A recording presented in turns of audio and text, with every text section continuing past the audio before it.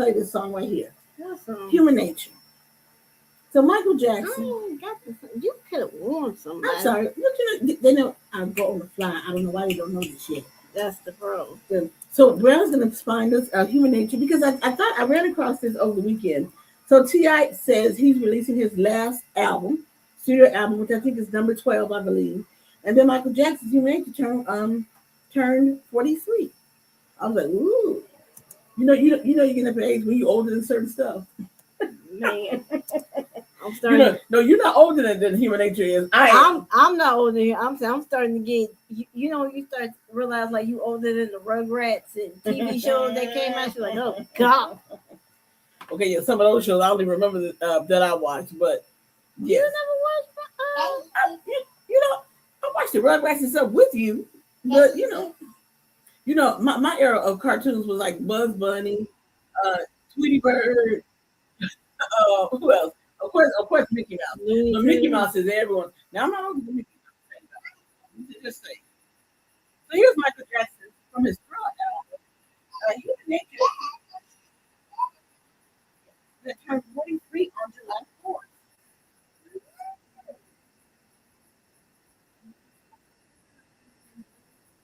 I've been singing this song often lately, and apparently that Human Nature remix. Well, don't even get me started. Look on mine.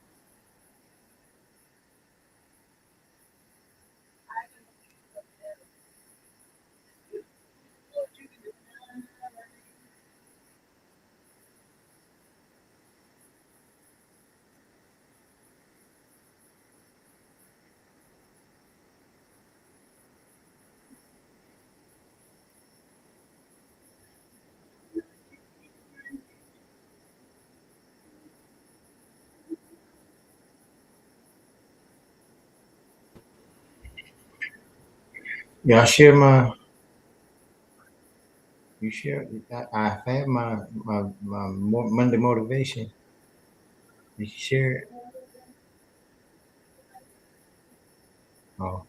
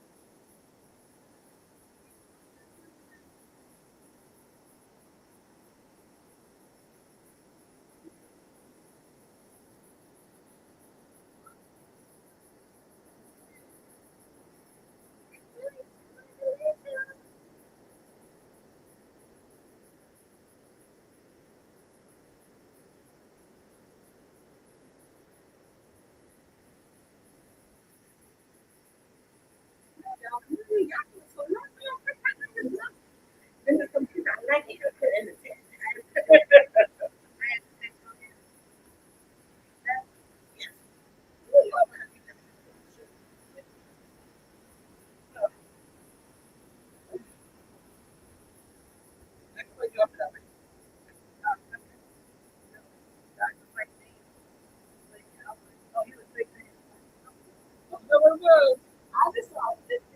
Oh, how to respond? Thank you. I appreciate it. Okay. Discussion got number two bad. Congratulations. Woo. But, my show.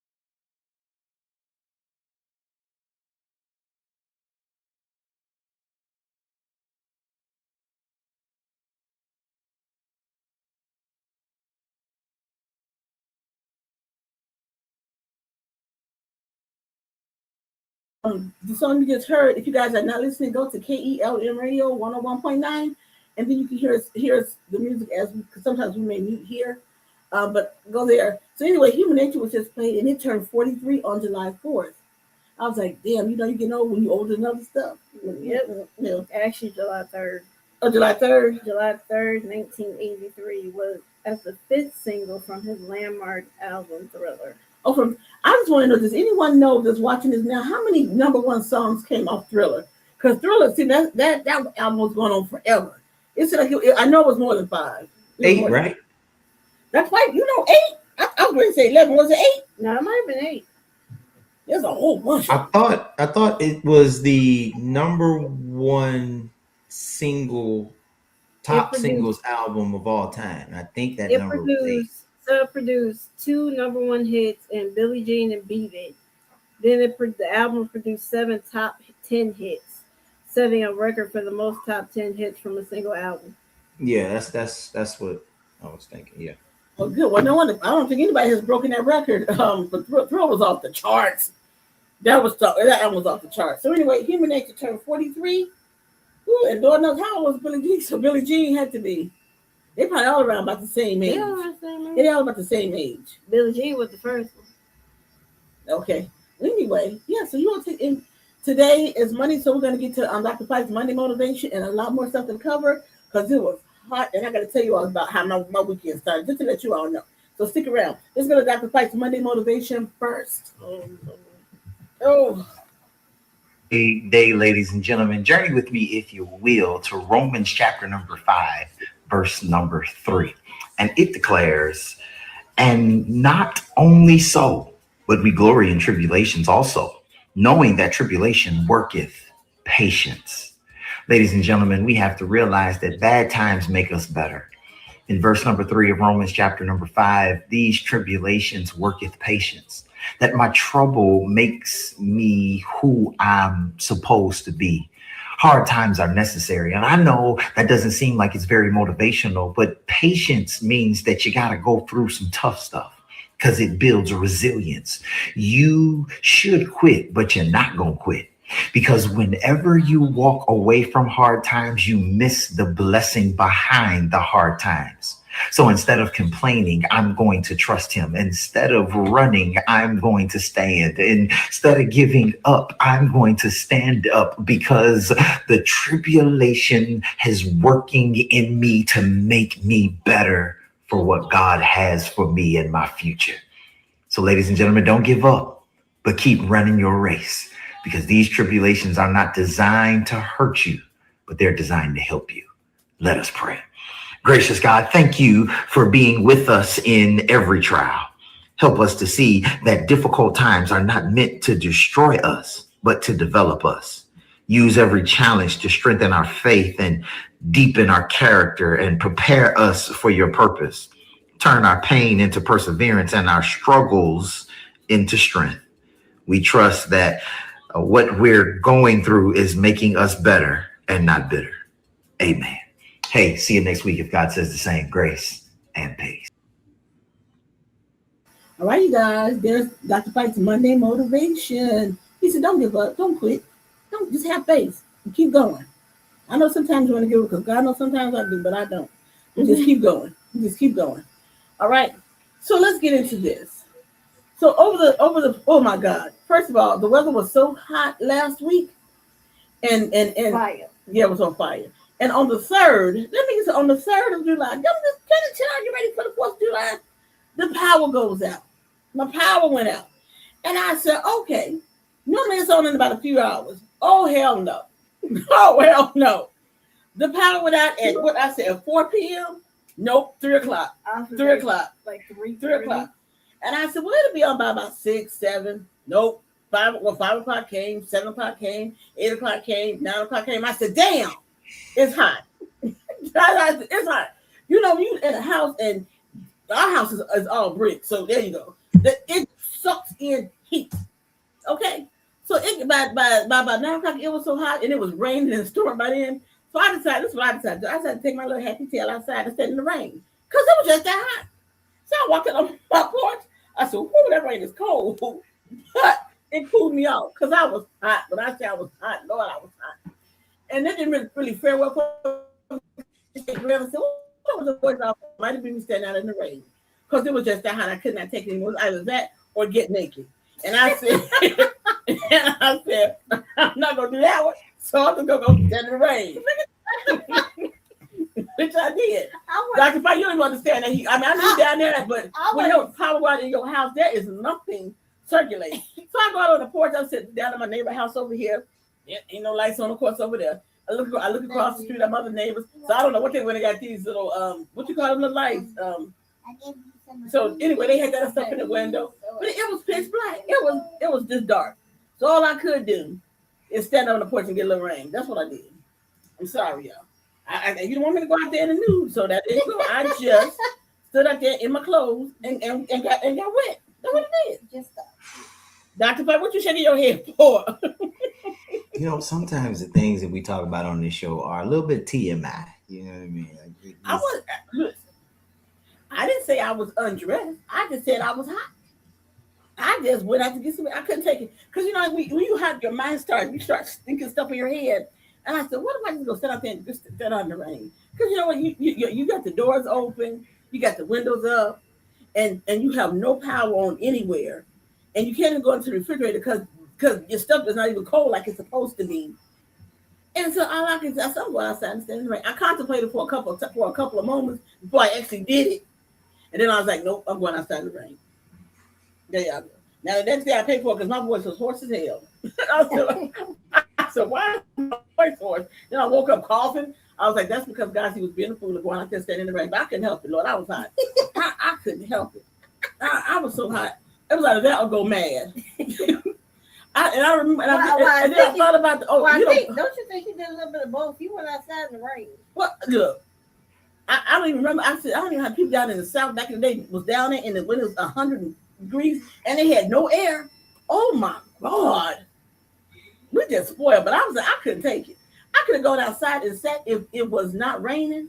I'd have gone outside and the mosquitoes eat me up. But no, I just decided I couldn't sit out there. So okay, I had to go out in the rain. I had to do something. It was like that or turn the water hose on. I don't know what y'all want to do. It was a moment. It was a.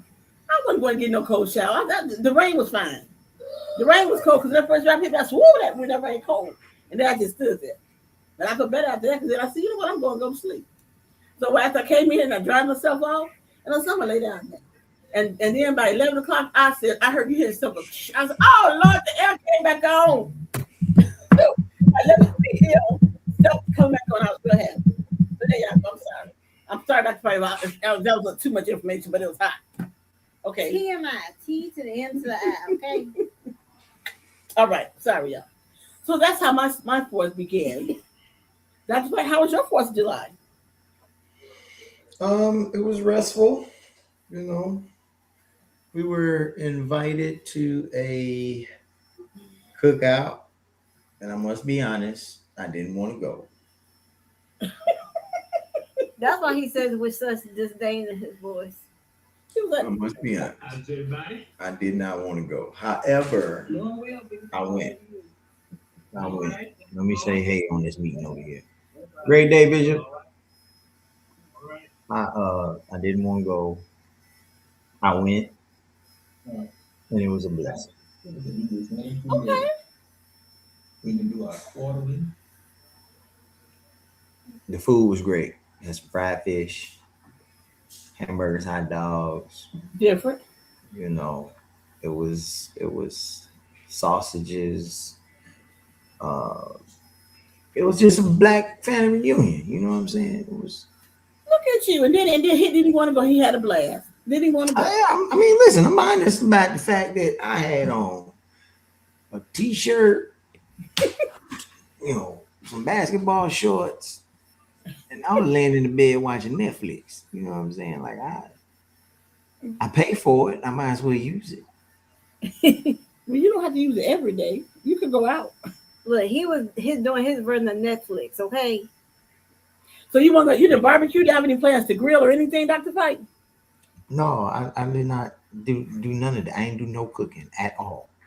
Zero, zilch, nada. Well, see, after my night of hell with the heat, woke up the next day. I felt energized. So I said, you know what? I'm gonna do a little bit of grilling. So I Listen, did. if it's hot in Chicago, just imagine what it's like at the equator down here. Okay, I don't. just imagine the mm-mm. level of humidity. First of all, I go No, run at 5 a.m.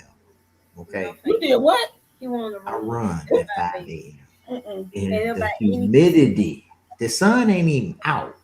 Mm-mm. The humidity alone Mm-hmm. is a burden bearer. Look, I'll tell you, I left one morning. I was going to work. I walked out the door. It was like 6 a.m. I walked out and I literally just stood there. I said, "Damn, it's hot." Yes. And then you go see, you go look up the weather, and it's only like 70 degrees, but then you see 90% humidity. It's a humidity. It's a humidity. You walk from the porch to the car, and your clothes is sticking to your other thigh. That ain't cool. Can you imagine walking from the grill 5 steps and then going back to sit down and sweating? I kept doing like that. I kept saying, "Why am I so damn hot?" I was literally sweating. If I didn't lose 5 pounds, you better you somebody lying. Because every step I took, Lord, I was dripping like I had been boxing somebody. I said, "Now what possessed me to want to go and grill?" It's hot. But I did it and I made it through. I didn't cook very much. I still did some hot dogs and some sausages and some chicken. And that's it. I couldn't take it any longer. And I'm not saying this to be mean, but you kind of understand why certain people were slaves. What the hell you talking about? I'm just saying, certain people, to be outside in the heat, how they had to pick stuff all day. Oh, I fell out in the field. Look at that. I ain't lying to you. I done got beat because I ain't doing nothing. It's hot out there. Shit, No, thank you. I done got beat. mm-mm. They had to beat me every day. Like they probably might have got rid of this. Like she hard headed. You want me to do what? In the what? No. Yeah, that's why I said, try it if you want to. I said, somebody gonna be dead. I'm gonna kill you.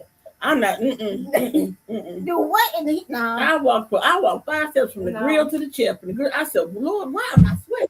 Then it's the humidity. That's what it is. The humidity. And it's still humid.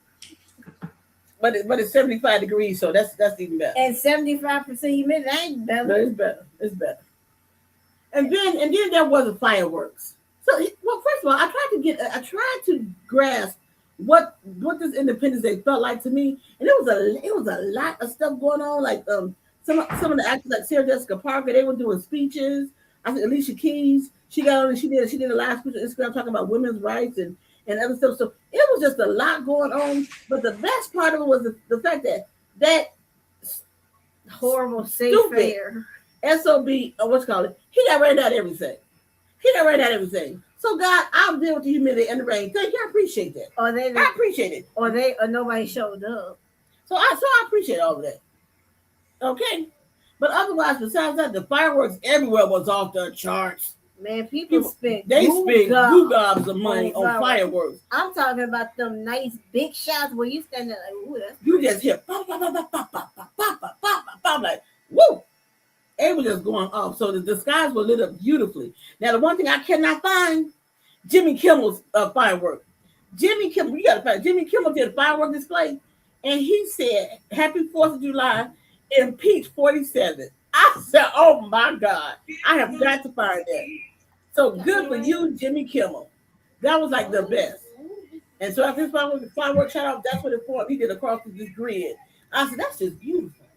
I don't know how much he paid for it, but I loved it. So way to go, Jimmy Kimmel. Love it. We know Trump hates you, but don't worry about it. We're right there behind you.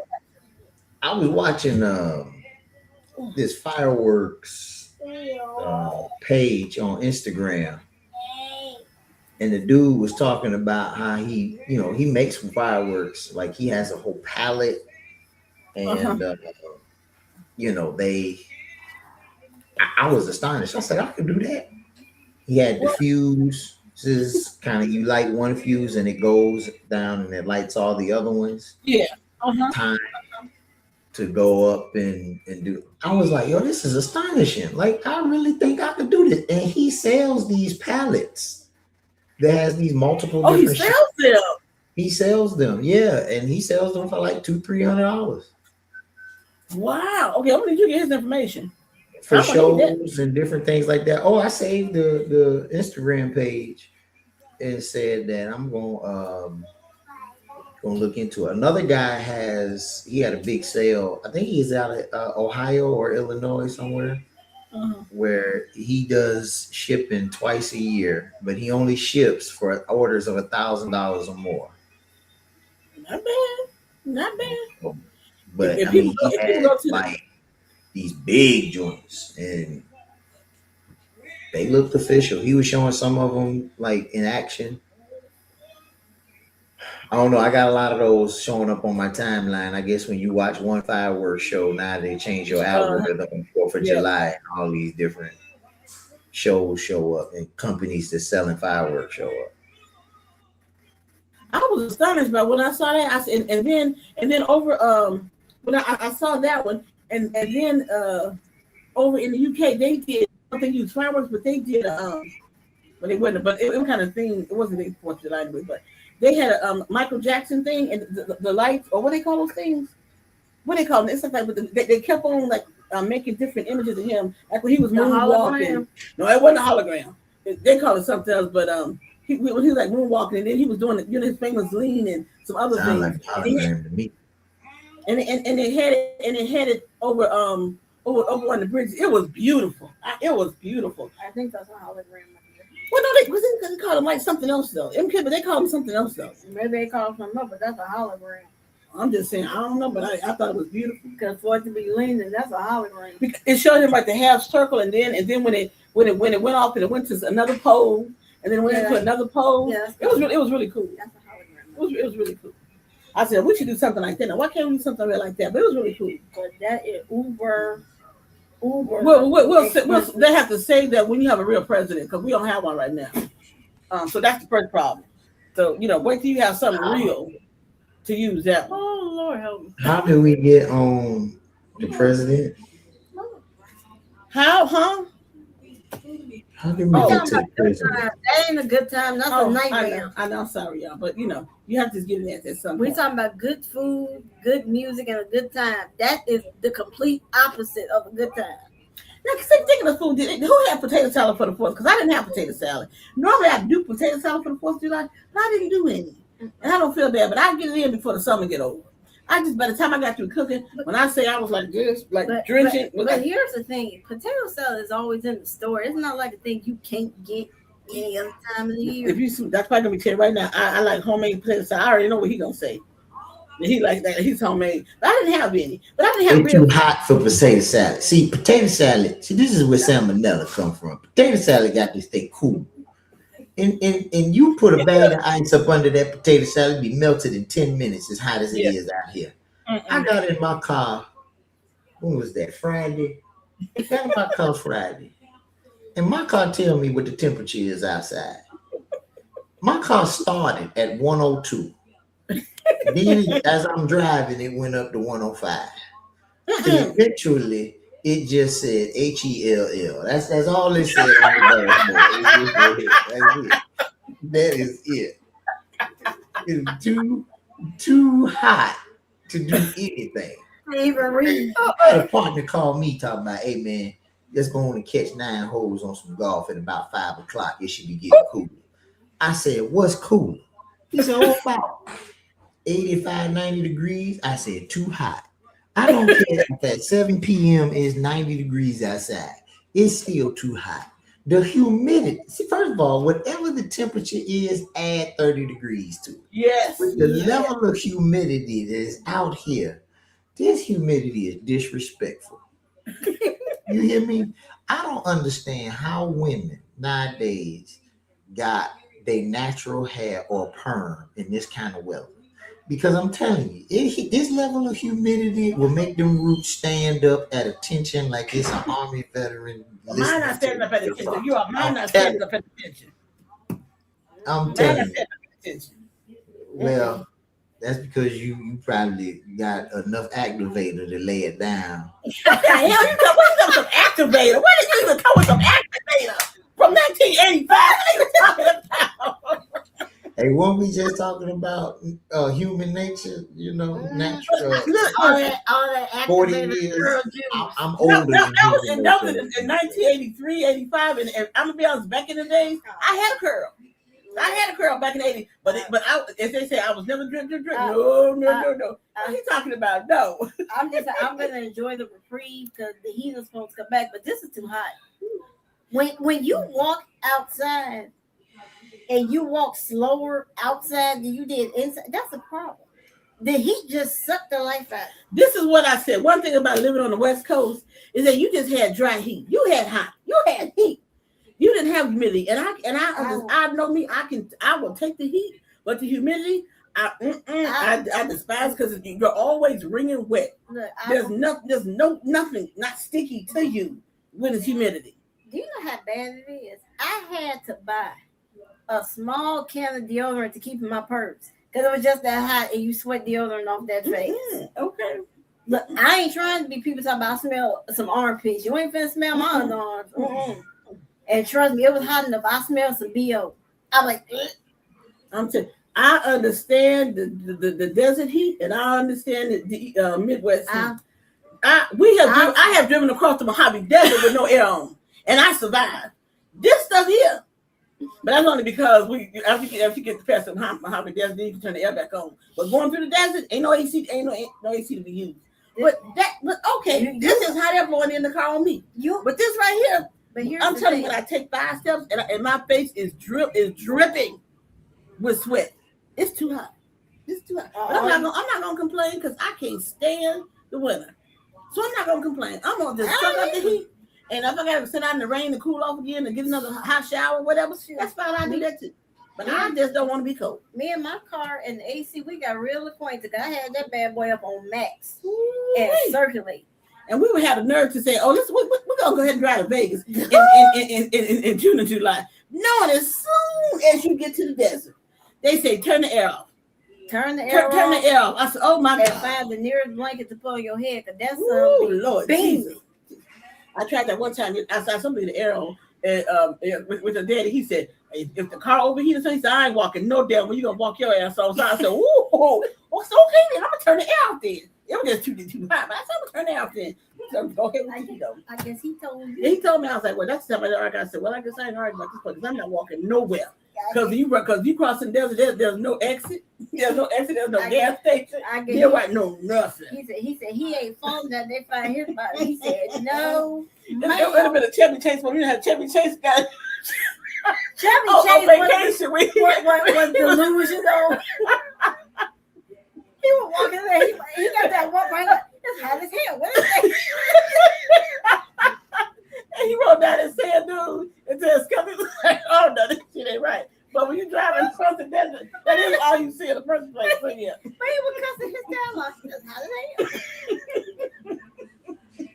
He was like, I'll say this, all last week, you little stepped out and you like, I just stepped out in the hell. Oh my God. Y'all leave me alone. See, they got me hot already. It's too early in the show. Y'all got me hot and fanning already. Huh. One lady, she said, if hell is this hot, she said, I'm good. She said, I ain't going to hell because this too hot. She said, you talking about eternity in hell? She said, oh no. No. Oh God. All right. And so T.I. has, I was telling everybody earlier, T.I. is putting out his last studio album. He said he transitions. What is it, Kill or something? What is it called? T.I. I should know when you saw T.I. at the BET Awards, it's because he always up to something.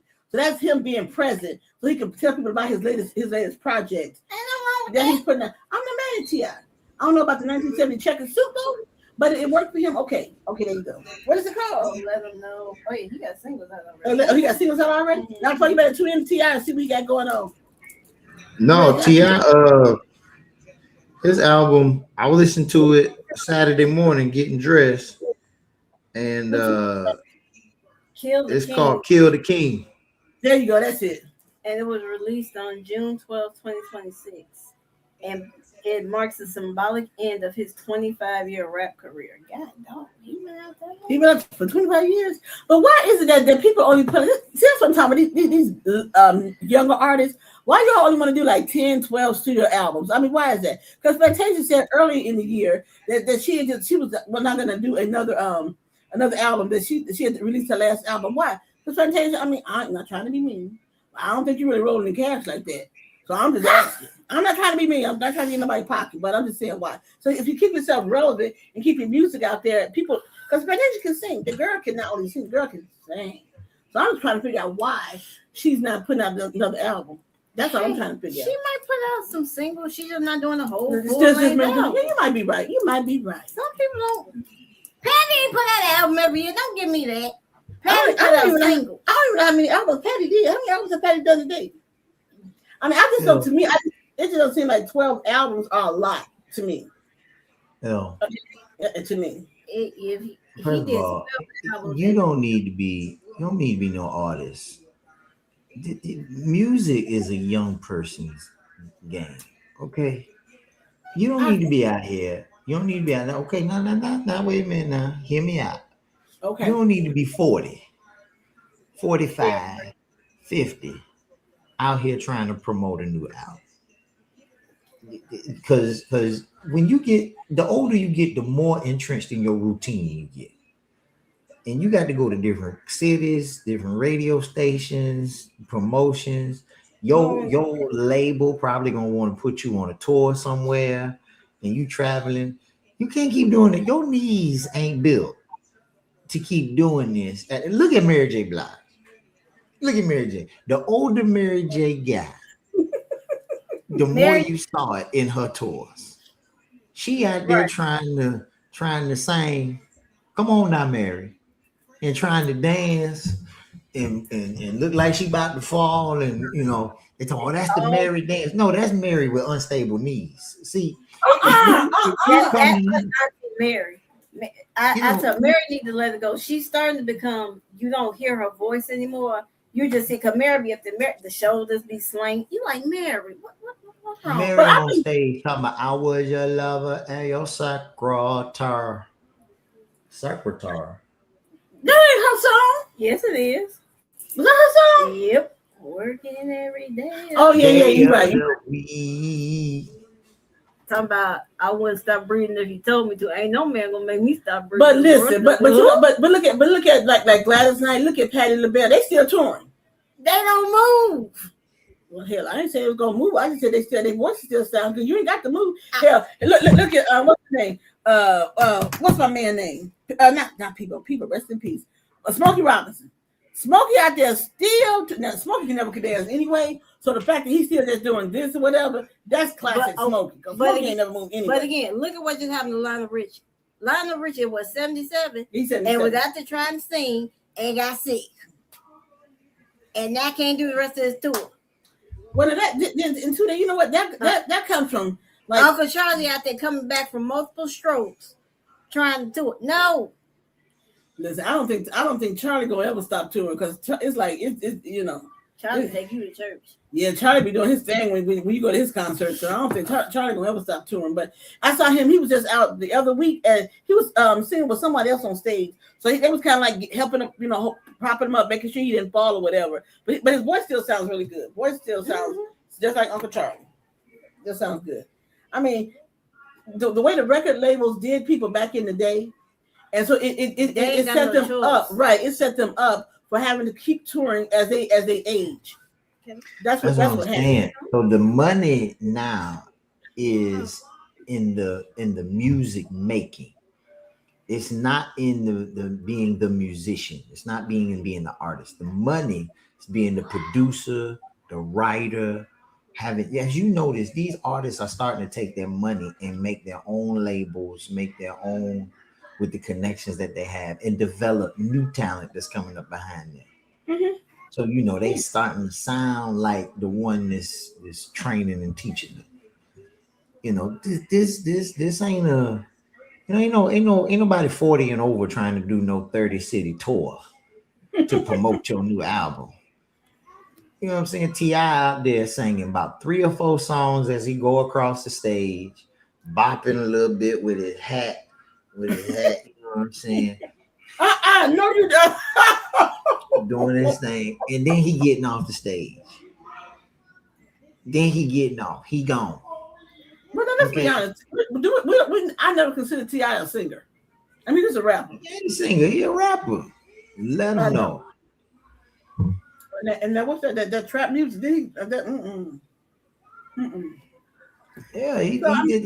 He was one of the first Southern hip hop is that what we're gonna call lyricists. it?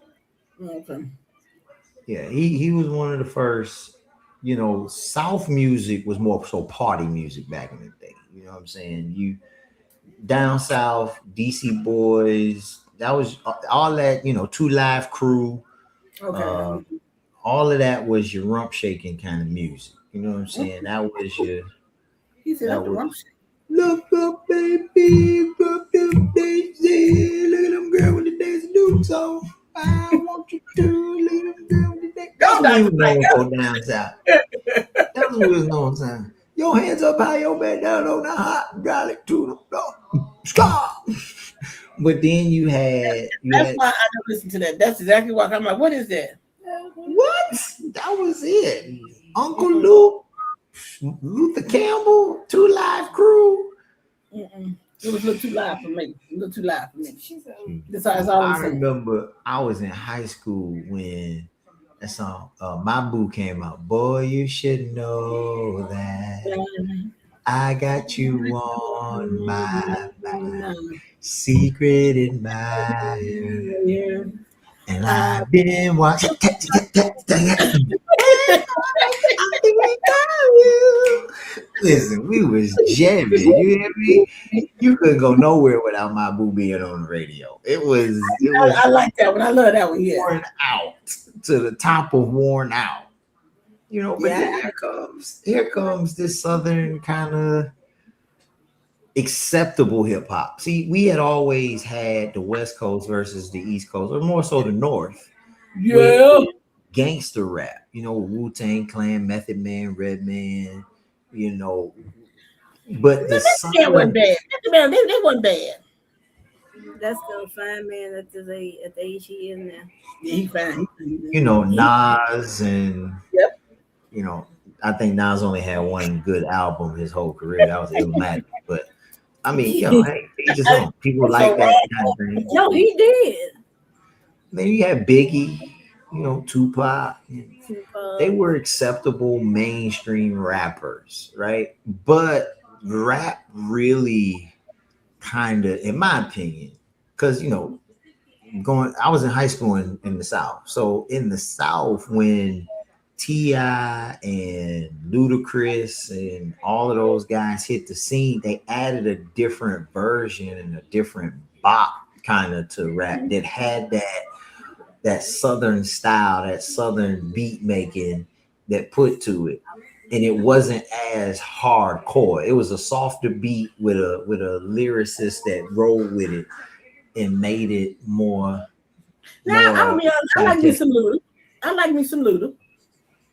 Yeah, Yeah, I like. their rap made it digestible. Like most people were like, "Ooh, that gangster rap. I don't like that rap." You know what I mean? But then when you had these artists that came out, there was a little more lyricists that had a Yeah. different kind of Yeah. vibe to their rap. Most Mhm. people, it became rap music became more widely accepted Yeah, more because mainstream. Uh they huh. had Yeah. So Def and they got the Brat and they had Yeah. Yeah. you know, Bow Wow and Yeah. all of these rappers started to come from this Southern Atlanta kind of movement, that made it more mainstream and began to push out rap. So his 25-year career, when you begin to look at it, it's like he's had club hits as a rapper that most rappers really didn't see that level of success until your TIs and Ludas began to hit the market. Because when Luda came out, when I move, you move, just like Yeah. that. that Yeah. that rap music started to be in clubs and in the DJ's playlist that Mhm. got people dancing. Back in the day when rap music came off, it was just hardcore. Nobody really danced to it. It was, That's you know, true. Puff Daddy was probably the first person that took rap music and put a dance to it. Like he was dancing on everybody else.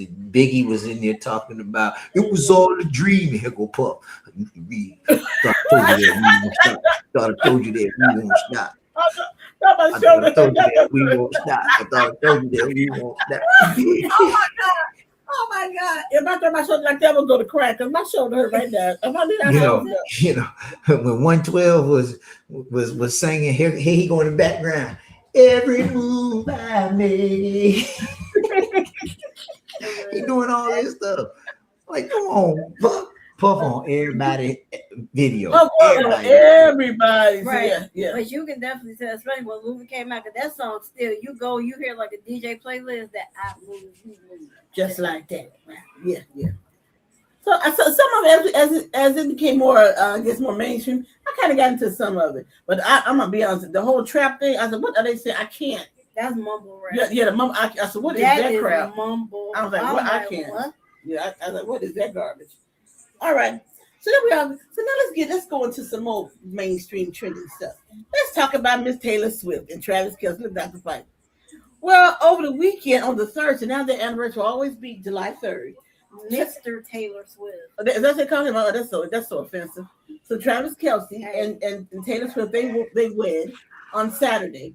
You know, they had the whole week last week. Everybody was like, well, what's going on at what was it, New York? Madison Square Garden.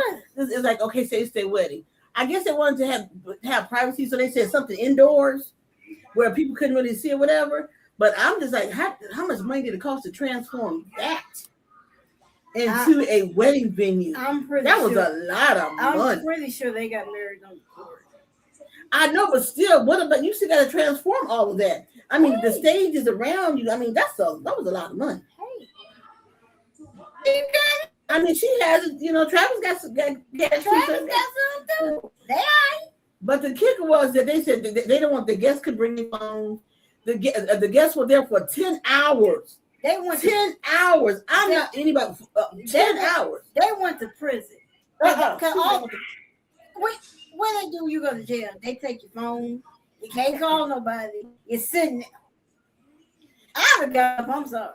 Right, and they said a lot of guests were complaining. It was like it was nice and it was beautiful to see, but they're just like, I just want to come see somebody say their I do's, have a reception, get something to eat, do some dancing, and then go home. Why are you holding people to 10 hours? That was out. I'd have been pissed. I'm leaving. I'm like, yes, like a few hours, 4 hours is probably my max, and then I'm out of here. 10 hours. I don't give a damn how many acts you had, how many singers you had. I don't care. There's only so much singing and voices you can hear for 10 hours. 10 hours. But anyway, congratulations to Taylor Swift and Travis Kelce. Now, everybody thought he was going back to the black girl. What he did, he picked the whitest white girl he could possibly get. Okay. As Dr. Faye likes to say, lily white. Oh, she lily white. And let me say the picture of the gown she had on, it looked like everything else she always wears. And I bet you she paid thousands for that gown. And it was not impressive to me. This is my critique. You know, they think of the high slits and all that. But while we're sitting on congratulations to the Isaac will mention this, it's Sierra and Russell Wilson. It's their 10th wedding anniversary. Oh, well, congratulations, Russell and Sierra. Yeah, so congrats to you all. That's why don't jump in because I know you down to jump on the whole Taylor Swift, so go ahead on. I don't care about these white people. Oh my God. I could have told you that was coming. Oh my God. These white people, first of all, I detest everything about Taylor Swift. I didn't even know who the white girl was until she started dating Travis Kelce. I didn't even know. First of all, when I said I don't know who the Taylor Swift is because I was watching football and they kept taking the camera and zooming to her, I was like, who is the white girl they keep putting up there? And I said, who is a Taylor Swift? And my daughter heard me say it one Sunday. We was watching football. She said, you don't know Taylor Swift? And I was like, no, I don't, because she don't pay no bills in the house, okay? She does nothing for me. And then so I had to Google the little girl and realized there was a couple of songs that I didn't know. I just didn't know she was the one that sung it. Also had to be reminded that Kanye West was the one that took the microphone out of her hand and said Bush don't like black people. And we know Beyonce had the album of the year. That was Taylor Swift. Yes.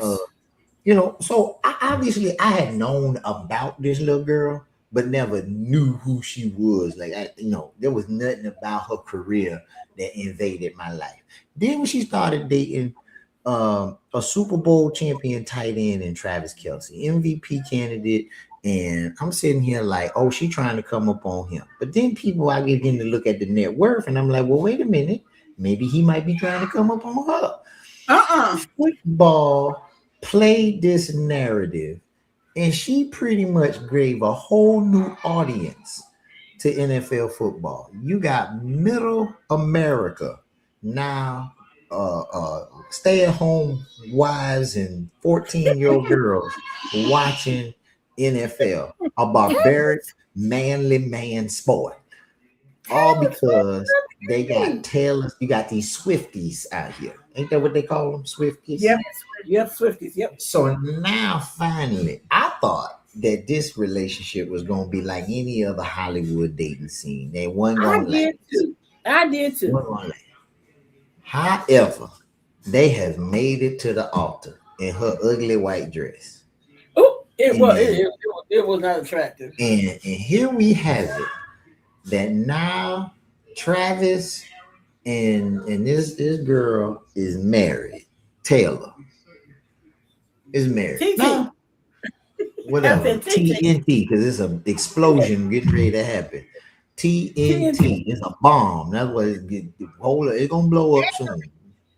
They ain't gonna be married long. Yeah. Well, she got to get a baby truth. out. She don't get a baby out the deal. She gonna get a baby, and then by the time the baby about 6 months old, that's gonna be a wrap. Because let me tell you something. Once he retires from football, which is probably gonna be in the next season or two, once he retires from football, She gonna get all both. bets are off. She gonna get tired of him at the house getting fat, eating popcorn and chicken all day with their baby. It's gonna get old. It's gonna get old. Watch what I tell you. And he gonna get tired of her, and he's gonna be tired of her going out on tour. Cause she's like, I'm going out on tour because I'm sick of looking at you. Because being the at home. older you get as a man, the more grumpier you get. God She gonna be knows. packing her bags to leave to go on tour. You gonna like, why you gotta be gone all the time? Why can't you take your tail home sometime? Why can't you be here? Y'all do get grumpier. Yeah, you do. Well, maybe Daddy might have been good because he was just grumpy all day. When he was younger, he was grumpy. It just got worse as he got older. I mean, you would say good morning. He like, what's good about it? Ooh, somebody woke up on the wrong side of Yeah, that's like what. Since you brought that up, what is exactly is the problem with the men? Why do you all get grumpier as you get older? Do you just want to be cursed out? I mean, is that what you all just look to do? I mean, The other way around. We start doing the cussing out. It's because for so many years, let me explain it to you. For a man to be able to exist in the world, so many years of his life, he's got to swallow what he really want to say. For so long, especially the black man has had to censor his tongue to make everybody around I him ain't happy. never know one to censor their tongue. So you tell. Huh? Well, I'm telling you the truth. You might not like what they say, but they don't say all of what they want to say. But what they normally say is enough to get them cursed out and put back in check to say, oh. And so the older they get, they start to peel back some of the layers. And the more layers get peeled back, the more they just, they ain't got no filters. They just start freely saying how they feel. They call grumpy old men. No, we were censored young men. Now we're uncensored old men. I call a flag on play. I say you're grumpy all the time, and I say you and men have never had a filter, and black men ain't never had a filter. So I don't even know what you're talking about. Because sometimes I wish that I said, well, shut up, stop talking. They ain't never have a filter. No. So anyway, do we all want to take bets on how long Travis and Kelsey Taylor and Travis gonna marry? I would give them 6 years. I was gonna say like between that 5 and 7 year thing. Oh, the 5 to 7. Yeah, the 5 and 7 years. I was gonna give it right around there. It's gonna start to unravel definitely right around that 5 year mark. If it don't start before then, but I'm gonna give them at least 5 years. And by the time the 7 year comes, they're gonna be divorced. But you know what? But it'll Taylor been engaged about what 3-4 times. So the fact that she got engaged to Kelsey and they actually got married, she probably can't believe it happened either. So she gonna be on a let's say the honeymoon trip for at least the first 2 years, and then after that, when he retired, that's gonna be a yeah. wrap. So about the first 2 years of marriage, they're gonna be all lovey dovey. But after that, it's gonna be one. It's gonna be a wrap. It's gonna be you see some cracks in the armor. All right. Now let's turn to some of our things that we hate to talk about, but we have no choice. Oh Lord. So let's go to the political hell that we all still apparently exist in. The nightmare that we can't wake That up from. just won't. That I just pray God, please let me in. I really do. That's why I close it out. I say, but let me just go here. Let me not focus on Fat Stinky right now. Let me go here. I'm like Dr. Fight. Let's go to Weasel Boy Johnson. Oh God. So Weasel Boy Johnson with your 4 eyes and your ill-fitting suits. And the highest rate in your state, murder capital in your state. But okay, I digress. The top 2 murder capitals. Get it right. Oh, the top 2. Okay.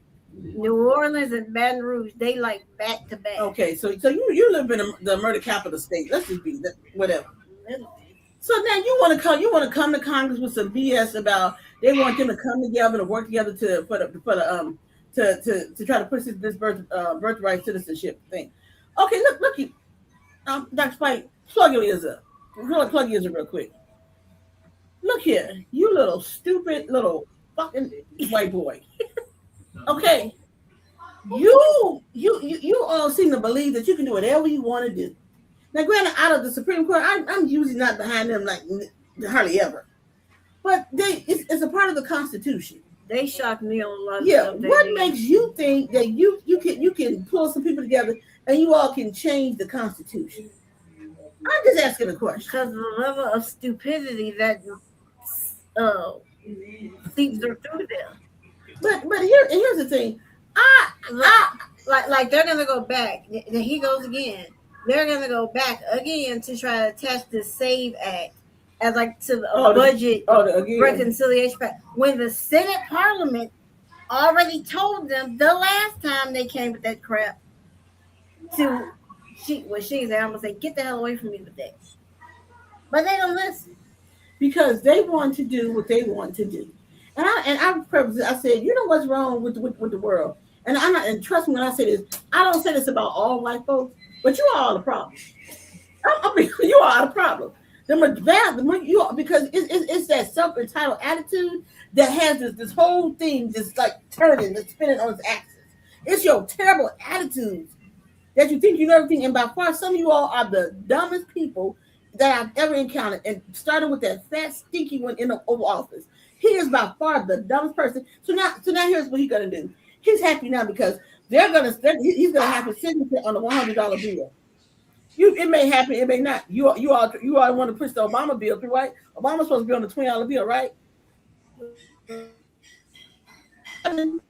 But you all want to put on that. So you want to add $100 bill. Let me just say this. If his signature ever gets on a $100 bill, I don't cash that much anyway. But when I do, and if they come up with $100 bill and his signature's on there, I'm gonna say, I don't want this. Give me something else. I don't want this. I'm not taking this. Because that would require me to burn up my own money. And since I'm not a fool, I'm not gonna burn up my own money. But I'm gonna say, you take this bill back, and then I'll just walk around. I'll just give me some 20s, some 50s, some 10s, some 5s. But I want nothing that has that shit stain signature on in my pocket. Nothing. Look, you know what? You don't have they have a bunch of ones and that 20 rolled up in there. Then you got a whole bunch of money. They gonna beat your ass because you got a whole lot of money. No, it ain't covering my bag. Yeah. But Beverly, give me about 220 and have me a whole bunch of ones. I wish I might. For one, that signature is bad juju. Right. Anything that has Trump, anything near him is bad. It's bad. It is. It's some bad juju. You end up dead, shot. No. Yeah. And just because he interfered with the soccer thing, the United States is gonna lose. And you know what? Sure is. Because he put his 2 cents in there. So when they lose, don't you all go to cry and say, how could they lose? Because the president, some of you all lose because he's evil. And I hope that's why. And I hope he got to present since he wants to be there to present the award. I hope Spain, I hope it's somebody. I hope it's somebody. Norway with who he got to present it to. I hope it's Canada or it's Canada. I don't know if Canada. Anyway, I hope it's Canada because he been talking buku crap. But because he did that, the man was suspended. Now, personally, I didn't agree with the red card he got, but he was suspended and gonna be upheld. He goes, I'm gonna call. He calls the president of FIFA, and then all of a sudden, now that they paused his suspension for 1 year, and he's eligible to play, and then he goes and brags. See, I handled it, and you know what's gonna happen? Because Belgium is pissed off. Belgium, you know what they're gonna do? They're gonna whoop the United States ass. They gonna kick the line out our ass. Yep. That ain't no more than what we got coming. I agree with that. I agree. Cause like he did it to the Knicks. He tried to cost the Knicks.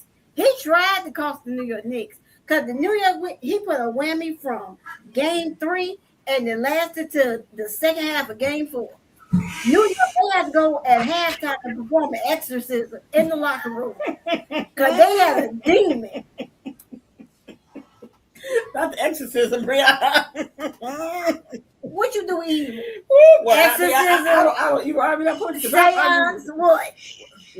I don't. I mean, you already put. I agree with you. That is pure evil. They went and found some holy water. And they're like, no, we got to get this up out here. Cause he had put a whammy on Master Guard. And then that's why I say what I say. Because so then some of the newscasts, they were interviewing some of the people who were going out to watch the game at the bars. And they were like, well, while I don't necessarily agree that you should miss politics, this is what I'm talking about. White people don't ever stand on something that's right. They drive down in the middle of the road. You know what he did was wrong, but because it's the United States, because you want a damn trophy, you'll sell your soul for whatever. That's the stuff that pisses me off about you white people. And I ain't saying all this because some of you all I actually like, but the ones who get on there, well, I don't think. Shut the fuck up. I told them to shut up. Because ain't nothing you can say about that is right. Just shut up. A little hostile? I am, because they get on my nerve with that shit. You say, well, maybe. Shut up, bitch. Let's go somewhere. And then they go, well, maybe. He is right. Make up your damn mind. Pick a side. No, they know that it's wrong, but because they want to win at all costs, which is how we end up with this piece of shit anyway, is that you want to win at all costs. You don't look at the real. You look at the fake shit and say, well, maybe he's not going to do that. He's done every damn thing and then something he said was going to do. Y'all get on my nerves. Get on my nerves. Oh, I'm sorry. Did I digress? Okay, that's fine. Go ahead. I got hot now. You had your soapbox? Yeah, normally I'm the one with the rant. She took that. Oh, my God. Because they get on my nerve with that bull. Dr. White, I'm sorry. Shut up. Go ahead. I'm going to shut up here. What exactly? Are we talking about the World Cup? Yes. Okay, so for the record, England lost. So they're not even, Canada lost. Okay. So they're not even at this point. England beat Mexico last night in Mexico City. Uh-huh. And the Mexican refs tried to cheat to give it to Mexico, but couldn't do it. And so, I didn't want him to have to give the trophy to somebody besides the United States. That's all I want. And the United States, in breaking news, I can't remember the guy's name, the red card that he got that disqualified him, they had overturned. Where he from? Somewhere that Trump won't give green cards to. Right, exactly. Right. But he wanted him to play in the World Cup. Yeah. Ain't that an oxymoron? But I'm speaking about the king moron. So there we go. King idiot. Don't even put king for that's insulting people to actually kings. That's an idiot. Okay, I think Balogun. Balogun, yes. Yeah, Balogun reversal. Yeah, Florian Balogun. Now, see, if I were him, I would have said, you know what? No, thank you. I'm going to let my suspension stand. But I know you want to play, so I get that. But I was like, you know what? I don't want that. Just to show people that everybody cannot be bought and paid for. That's my thing. Mm-hmm. He thinks he can buy anything and anybody. You can talk to anybody with your stanky, shitty ass diaper wearing. Oh my God! Yeah, he played for Arsenal. He played for Arsenal. Yeah, him. That's him. Yeah, and now he playing for the USA. Oh no! Now you went from Arsenal. Oh no, that was my team right there to the United States. And I'm gonna be honest. And I usually don't say I want all our teams to do well, but I hope we lose. I really do. I hope the United States lose. I really do. I normally I don't say that, but if you put $100 on the United States and they win, the winnings is somewhere around about $9,000. If I put how much on there? $100. Oh, no, I ain't giving they ain't getting that kind of money. Because if you said $1, I might do it, but I ain't doing $100. I'm just saying the odds of the US winning, just voting on them alone, the plus minus that the winnings if they actually do win, it's I mean, I'm thinking about doing it just because, Well, I'm gonna tell you right now. I'm I gonna tell you think right they now. I got the hope they, best chance in the world now that Mexico and what's his name is out of it. well, let me tell you right now. If you do it, I hope you lose. Brazil. Brazil. Oh yeah. Spain Brazil, won against Portugal earlier today. England beat Mexico yesterday. I watched that match. Norway beat Brazil. I watched that match. And so, I mean, don't I? But then this is my thing. Then he has to make everything about himself. all Like, the time. like he's gonna present the trophy. Nobody wants to see you. More importantly, I'm not trying to pay the stupid tax. Cause I promise he popped on the like during the football season, he had to go to a football game. And then the announcers had the interview. So then he's in the booth. I'm like, oh my God, why is he on my TV? I don't even think he realized that he's retarded. I mean, I know that's not a word that we use, but that bitch is literally retarded. Okay, I don't even know what y'all want me to say. You all make me sick. You all can't even get my point across. Then y'all go to get. But this is somebody who has no idea that he's really stupid. And for somebody to even listen to him, I can listen to that. Then they go, I don't care what y'all did. Then they go, they got mad at me. I don't care. Oh my God. But he is. He is. Oh my God. Oh yeah. I probably got some curses. Okay. Well, he is what I'm just saying. Dr. White, okay, I'm gonna shut up now.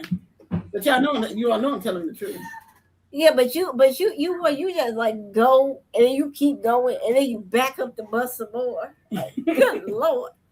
Oh.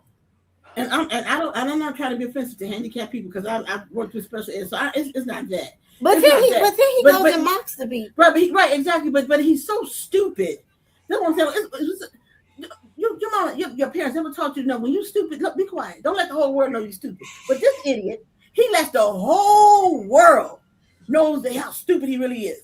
And not even think that people they laugh and they talk about you. What somebody But my God. What somebody say? You ain't gotta let the whole world know you ignorant. Right. But when you open your mouth, you erase all doubt.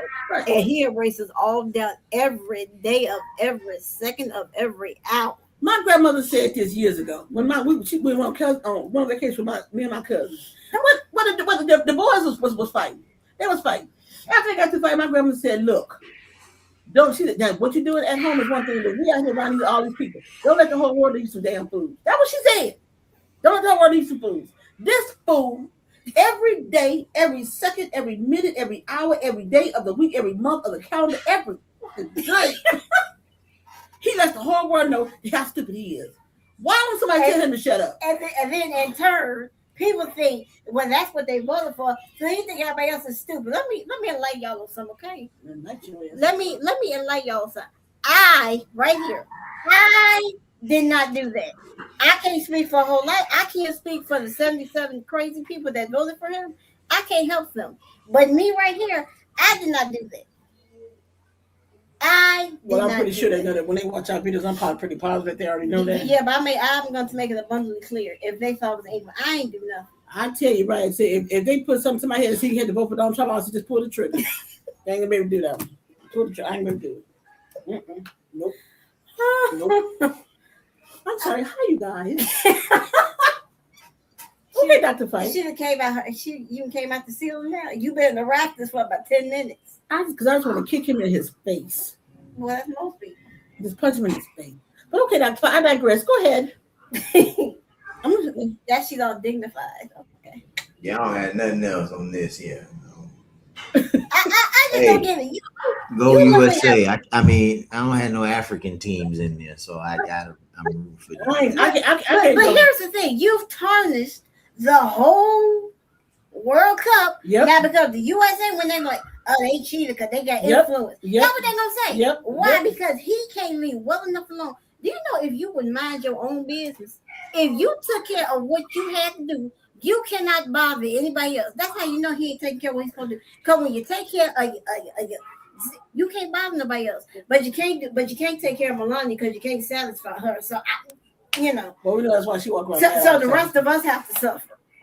What did President Obama say? He said, when I was doing my job, he said, I didn't have time to focus on other people, other situations, because you got a job to do. You got a job to do. That's how you know he don't do his job. All he cares about is lining his pockets, because then he released something talking about, he's made $2 billion. So you just steal it. So no, you stole it. My God. Just don't get me. This is why I don't like talking about the politics, because it's him. He is the most disastrous. And there was a poll taken over the weekend. They said he is the worst American. They said he's the most hated American. They didn't say president. They said hated American. You know how horrible you got to be. You below Elon. And Elon right up there. Elon right behind him too. Elon. Yeah. Elon to come here and you stole money. You built your business right of government contracts, right? But we're supposed to think you're smart. That's what I mean. Why do stupid people think they're smarter than everybody else in the room?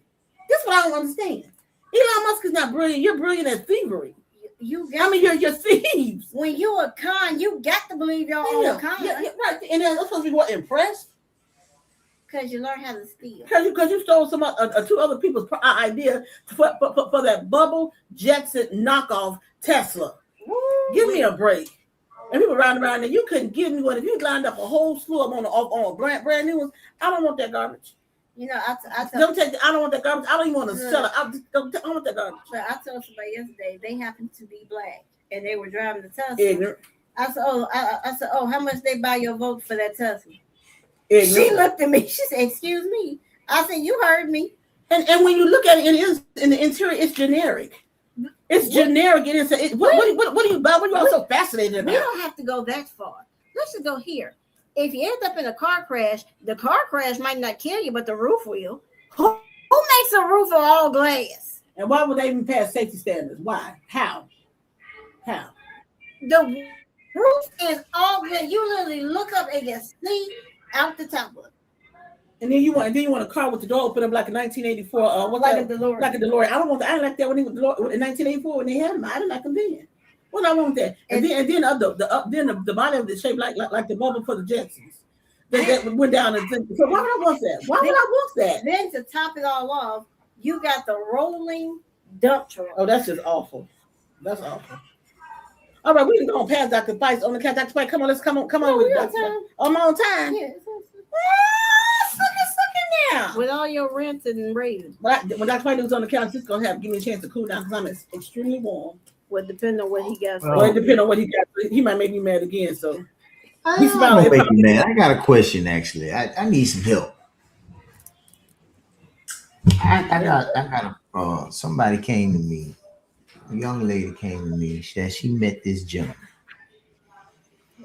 and she's kind of learned some information about this gentleman. She don't really want to move forward in the relationship.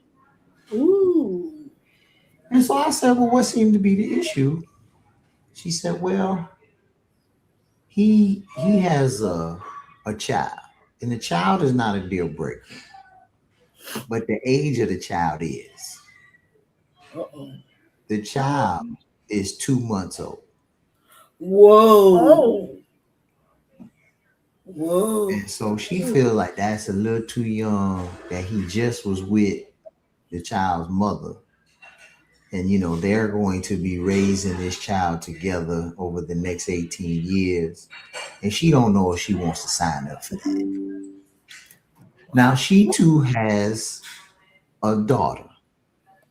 And her daughter is 12. Okay. Right? The father, they have a custody agreement. They have an agreement that works that out. He pays child support. It comes out of his check every time he get paid. Takes care of the child. He comes, he picks him up, goes about their merry way, picks her up, or her daughter up, and they, have their father-daughter time. And then daughter comes back. She says our situation is a lot more stable. At 2 months, they're still trying to figure it out.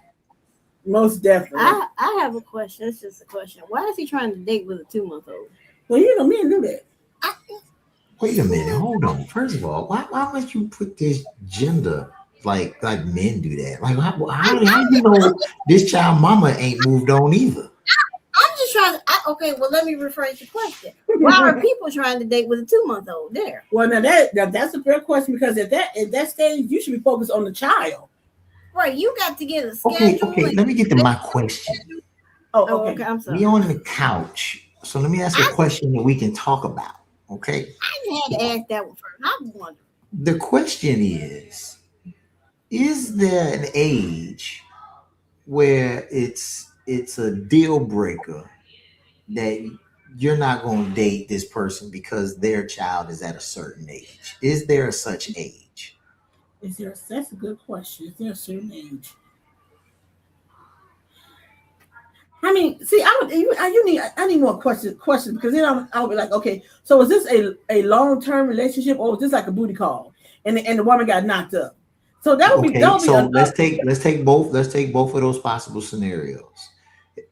Is it off limits because of a long-term relationship, or is it off limits because it was a booty call, or both?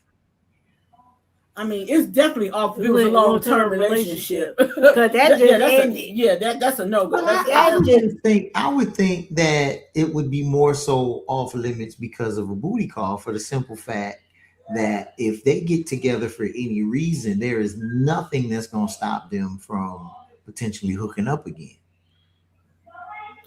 Yeah, but if they moved on because of the long term and it didn't work out and we're just going to try to raise a kid, then that's a little more final than if it was a one-time thing and you may want to explore it again in the future.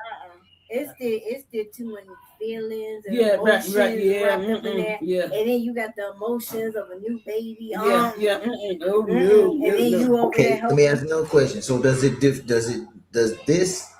this change by gender? So you all are women, obviously. And so if it's a man who has a 2-year-old, that means something to you. Does it mean something different to a man that meets a woman who has a 2-month-old? The opposite side of the scenario. To me, it wouldn't make much of a difference, the male and female thing. And I still feel the exact same way. So you say a man wouldn't date a woman if she had a young child with another man? Now that one, maybe I don't know, can agree, because I've known men, they get with women that's like pregnant from another relationship and they stay with the woman. She had a baby and then they raise the baby. But because you gonna have to be mad in love with a woman for a man to do that. You all have to be mad in love, or you have to, or they may have known each other some time ago, and then when they reconnect, she's expecting, but the guy is not together anymore. Yeah. So that you might can play around with that a little bit when it comes to that, but yeah, otherwise I'm gonna stand firm on what I see. Okay, so let me. Okay, I'm talking about an infant, obviously, but let's say you're a female and you meet a guy with a 14-year-old daughter. We're gonna have to pray on that one, because right now, Brianna has a son, and you meet another guy, and let's say your son is 16. You think your 16-year-old son gonna want a man talking to his mom? Same as having a 15, 16-year-old daughter wanting somebody to talk to her daddy. Well, you know what? But at that age, you can have that. You want them to express their feelings, and then you all can maybe talk about it. Now here's the thing. I come from that. Oh my God! Don't talk about me making me relive stuff to get me. Before you can say it, I would say this much: if my daddy was still alive and he was getting him a new woman, I would have said something nice. And I wouldn't have had no filter. Because my daddy might have went and got him a young one like my age. I was like, where you going? And where you think you going with him? I'm going to run. Brianna, you wouldn't let this woman live with your daddy?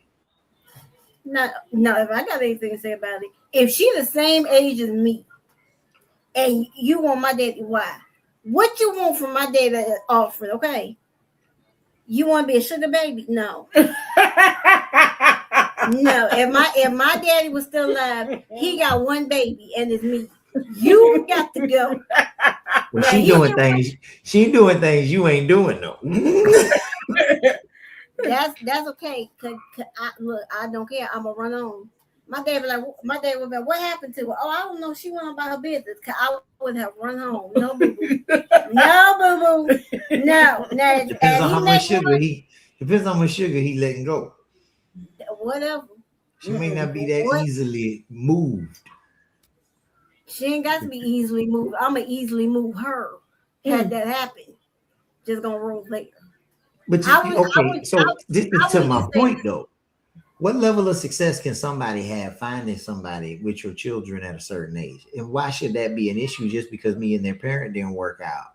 Now my children becomes an impediment in some kind of way or a hindrance to my dating resume because it's like they're either too young or too old because they're gonna cause some problems in our dating life. They're gonna find out you spending time with me. This is what I always said when I was younger. now here's a question. And I said, well, if Brown and her dad and we had divorced when she was younger, for me, I would have dated outside without bringing anybody into her realm, but I would not have been in a committed relationship just because. Okay, I would want another man in my daughter's life. but Brianna is right here. Brianna, would you have the same emotions if your mother was dating another man?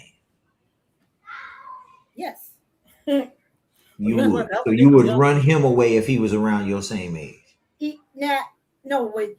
She ain't gonna date nobody my age. First of all. There you go. Now, in the sense of she day one, if I don't feel that he's right for her, I would say something. Now I'll go. But you ain't say nothing about if she right for your daddy. You just automatically said she got to go. Cause I know how my daddy was. They divorced, he was gonna go get him a young one. No. No. I know no. But now here's the thing. Let me just go here. When my mom was talking to a particular individual, now I asked information. Now me being me, I went around the background. I was going to say she had a background check, so you know. know. I know certain people, and I went around the background check because I wanted to make sure my mama wasn't talking to no axe murder. And I appreciate that. She didn't tell me after the fact, but I appreciate it. I was like, oh, you did what? She said, oh, yeah, he all right. I was like, oh, okay. I mean, I got everything. Driver's like date of birth. Look, I ain't got time. If you got any aliens, I ain't got time to be playing with people. People is too crazy in this day and age. No. Yeah. So, I'm just saying. Now, probably if my daddy was still alive and that happened, I probably would have did the same thing. But I'm just saying. But I'm of a certain age. I just don't think when you have an infant or minor children, right? Yeah. When you have like an 8-week-old baby, yeah, that's a lot you're asking for somebody to take on. That's like they're over at least for 6 of them weeks you wasn't with the mama. Well, to be honest, I don't know what you were doing. If you want to be honest like that, I don't know what you were doing. But I'm just saying that's a lot. You was asking like if you're standing over there, you all are having a date night. And the baby's there. That's late night feedings that he's waking up for, and that's a lot to ask for somebody. I don't even know why you want to date when you got a newborn. Because they a lot of work. Yeah, I don't. And they take a lot of your time. Yeah, and they got a lot. They take up all your energy. You don't have no stamina. I mean, so right. You trying to have a conversation. You still up falling asleep while you yeah, right. Yeah, just focus on the child.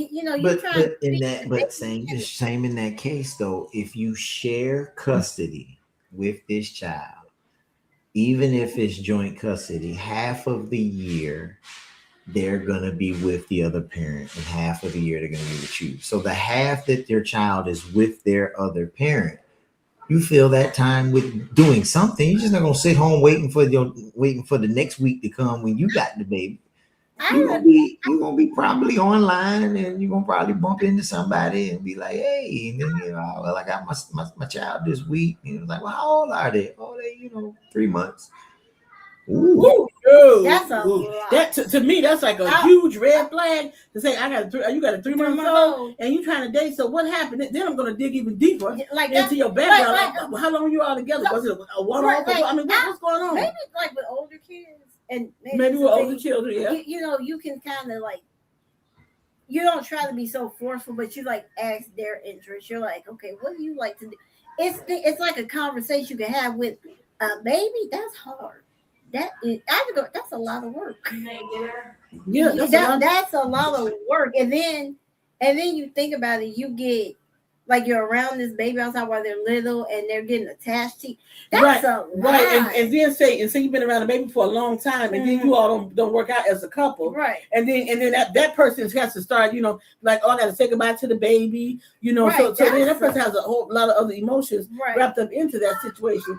So dating, and people, I said no, and then ask somebody else to take on that. That I responsibility. mean, because as a baby, a cute little baby, who won't fall in love with a little baby? I mean, who won't have the feelings wrapped up in a little baby? So So go ahead. I got another one. It's probably gonna send both of y'all another direction. But everything I said, it usually does. Here, I'll give you a story. So I was watching the court case earlier. It was on Judge Hatchett. The mom and dad, they were married. They got divorced, and dad was getting ready to marry another woman. Well, the little girl, she was 9. She was not happy, so she was telling her mom her feelings, and her mom was like, well, you go ahead and express your feelings. Anyway, the little girl poured grape juice on her wedding dress, tore up the invitations, and then to top off, she put hair removal in the girl's shampoo. Well, she was a little terror. Yeah. She was a little terror. She was that mad, but the whole thing about it was mom kind of made it okay for her to do, because mom said, well, if that's how you're feeling, you have to express it. Well, she expressed it. And I can't believe with the little girl feeling the way she was, I can't believe that there was no signs of her being uncomfortable or with the whole situation. I think there were, and the daddy kind of just ignored it and say, "Oh, she'll get over it." Right, I'm getting married. Right. Yep. So. Yep. And that's not just a man thing. That's just men, women, and they both do that. You get so wrapped up into a man. Yep. That you don't care the fact that they're dealing certain things. They're bringing danger to your home, to your kids. You don't care about that. I got a man. Right. Well, I hope that man keep you warm at night when your kid ain't around, because you didn't, Yeah. I just have a whole issue with the whole. But I will say this, but I may say let the child get a little older, and maybe that'll work out better, because the infant that ain't gonna work. Well, so here's the thing.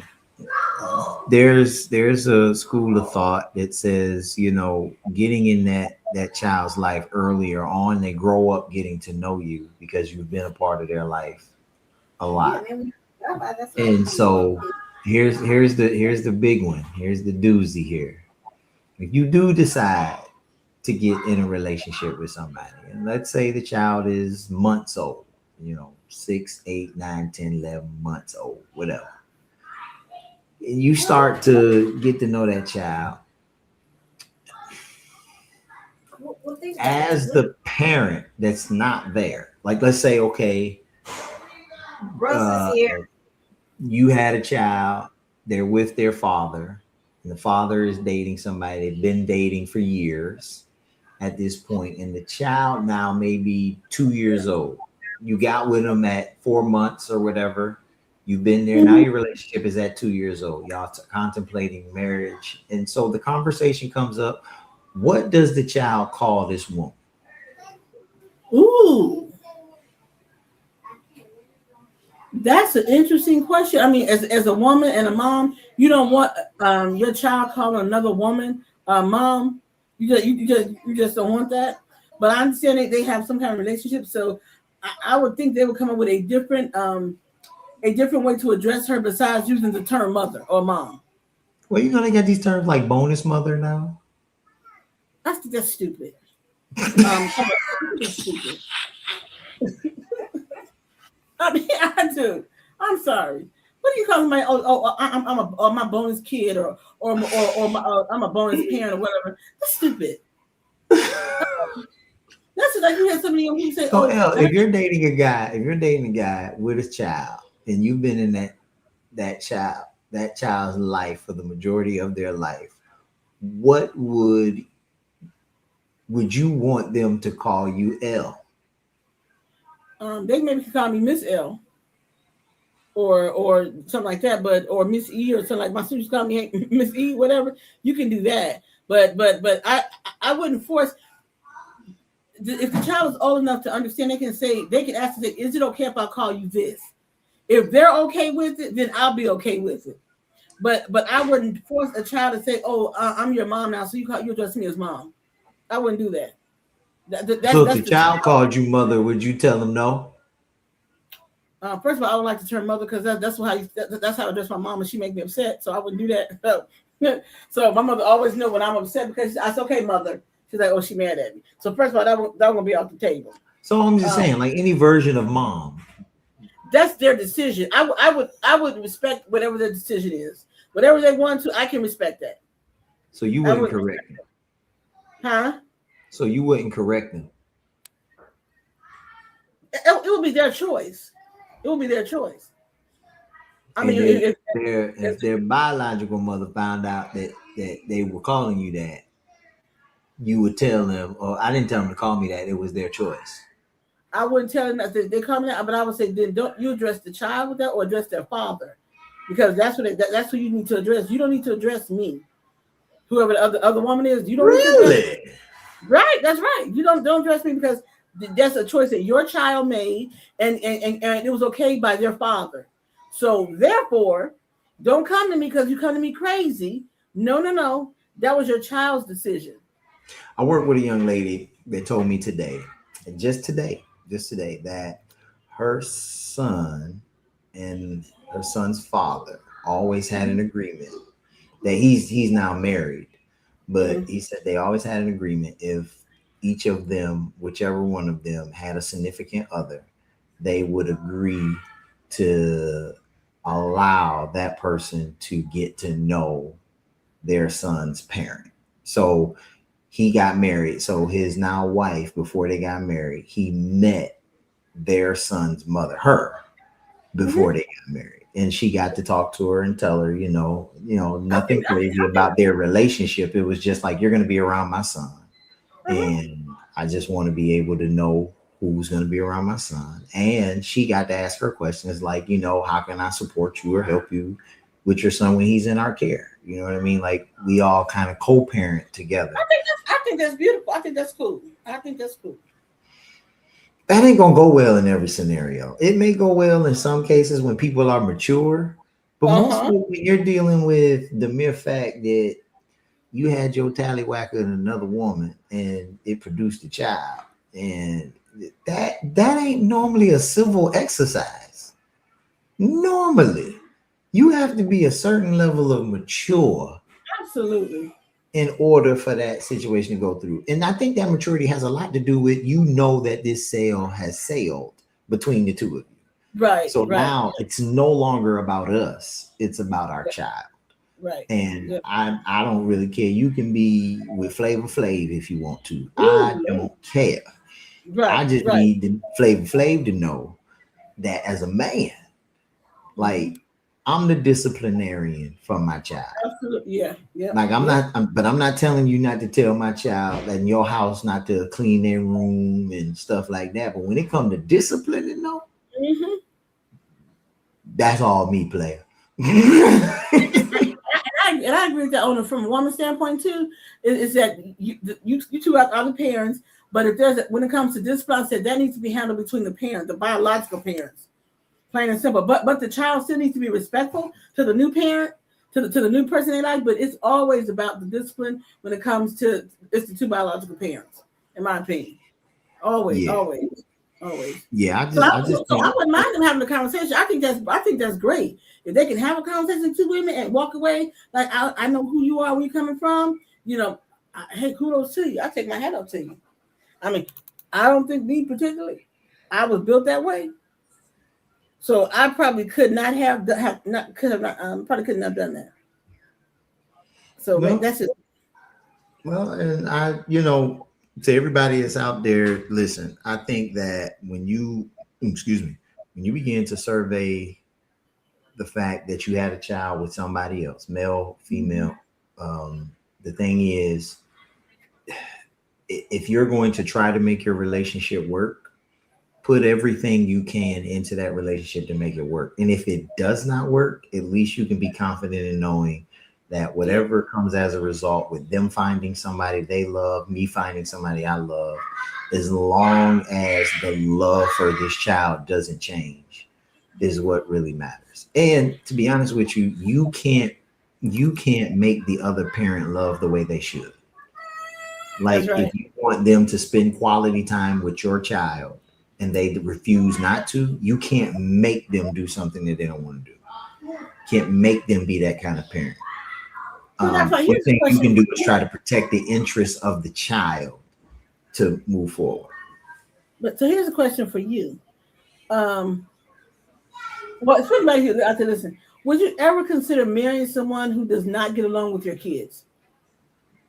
I don't think that that person would want to marry you because of your kids. I think that if I don't get along with your children, then obviously this ain't gonna work between me and you. But there are some situations where the person will say, be a male or woman, I love him, I just don't like his kids. Well, and I've heard that before, and I think that's a delusional individual. And if somebody tells you that and you're with somebody like that, you should run. Right. You should run. Only Run, because children are a package deal. It comes with the plan. This is not something that you can a la carte say, oh, I want him and I don't want none of them. No, this comes with, and if you can't handle this, then you need to move on and be with somebody else or find somebody that doesn't have children. Because at the end of the day, you know, you can't tell somebody that's a horrible person on the planet, because kids didn't ask to be here. And so if you're being a parent to your children and then somebody is asking you to neglect your responsibility to your children to spend time with them, number one, they're selfish. And number two, you are idiot, because them your kids and they deserve you as a parent. I don't care if it's a woman where a man saying, look, baby, I love you, but I don't want nothing to do with your children. Oh, okay, well, I just leave them with their daddy and me and you can just go start our own life together. Stupid. And vice versa. If you a man, you meet a woman, say, baby, I love you, but I mean, them kids, I just can't do with that. Then my first response would be, oh, well, then you don't love me, because that's those are a part of me. So exactly. so you couldn't possibly love me. I can't imagine a life where somebody comes to me and says, oh man, you're fantastic. I want you, but your children. First of all, I do everything I do so that my children could have the life that they have. And so if you're trying to get in the way of that, if you can't fit into what I'm already doing to make sure my kids survive, then you ain't for me. That's a good word to use, because people sometimes take that word as like, what do you mean fit in? Because when a person's coming into an already family structure, to me, it's their job to fit into that family structure. So if you don't want to fit in there and you want to keep, you got to go. So because here's the thing, every family has a dynamic. Kids have different activities and things that they're doing. Kids have routines in order to be successful. They got to be to bed at a certain time at night. They got, gymnastics or basketball, baseball, volleyball, sports. And you come in talking about I don't want to do all that. I ain't trying to go sit and watch them flip tonight. I ain't trying to do this. I ain't trying to put nobody to bed. Don't call me too late at night, because, listen, my kids got a routine. And if we can't work around this routine where my kids don't have to suffer as a result of dating you, then that's selfish. I mean, pretty much, if you look selfish up in the dictionary, that'd probably be the poster of it. Like, you cannot ask somebody to stop being what their kids want or need for them in their life in order for you to get what you are not in competition with children. And you should never be. And a person that is dating that wants more should be mature enough to say, listen, I don't want to ask you to stop being a phenomenal parent that you are. That's right. I recognize that I demand a little bit more attention that you're able to give at this time. Right. It may be better for us to separate. Yep. And when you get a little more flexibility, when your kids get a little older, and they're a little more self-sufficient, they don't need you as much, then maybe we can probably revisit if we're both at that stage or both still, single. But if not, hey, I need to find somebody that's gonna love me the way I need to be loved in this season of my life. And there's nothing wrong with that. Absolutely. I would rather you tell me up front than just keep going on for months and months, hoping that it's going to get better, hoping you're going to have more time. I always say, to me, a person who puts makes their children their priority, that's someone who I want to get to know. If your children are not your priority, I don't want to talk to you.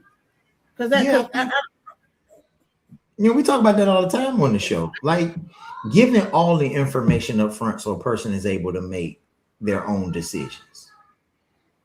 You know what I'm saying? Don't put me on, and then when the rubber meets the road and I'm trying to figure out, what the next steps are, and you're like, oh, well, I'm not trying to marry nobody while my kids are at this age. Well, shouldn't you have told me that from the jump before I fell in love with you and made changes in my life to kind of help out and fit in and make compromises in what I wanted to try to make this work? And then all of a sudden you telling me, well, I ain't trying to commit till my kids get a little older.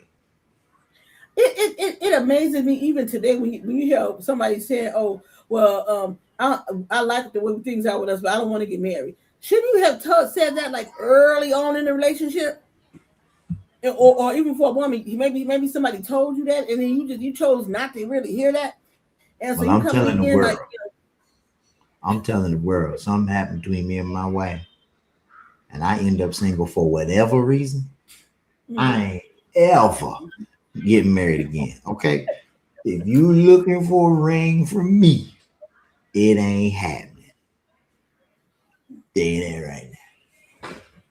I don't know if I've been to this. I think I've been to the situation before that I explained it. I'm still interesting to me because it was a couple that we know that the man is in his 60s, the woman is in her 50s, and I'm trying to understand how she did not know. No, because the man said he was coming out of a 30-year marriage. He wasn't looking to get remarried again. And she said at the beginning that it was okay.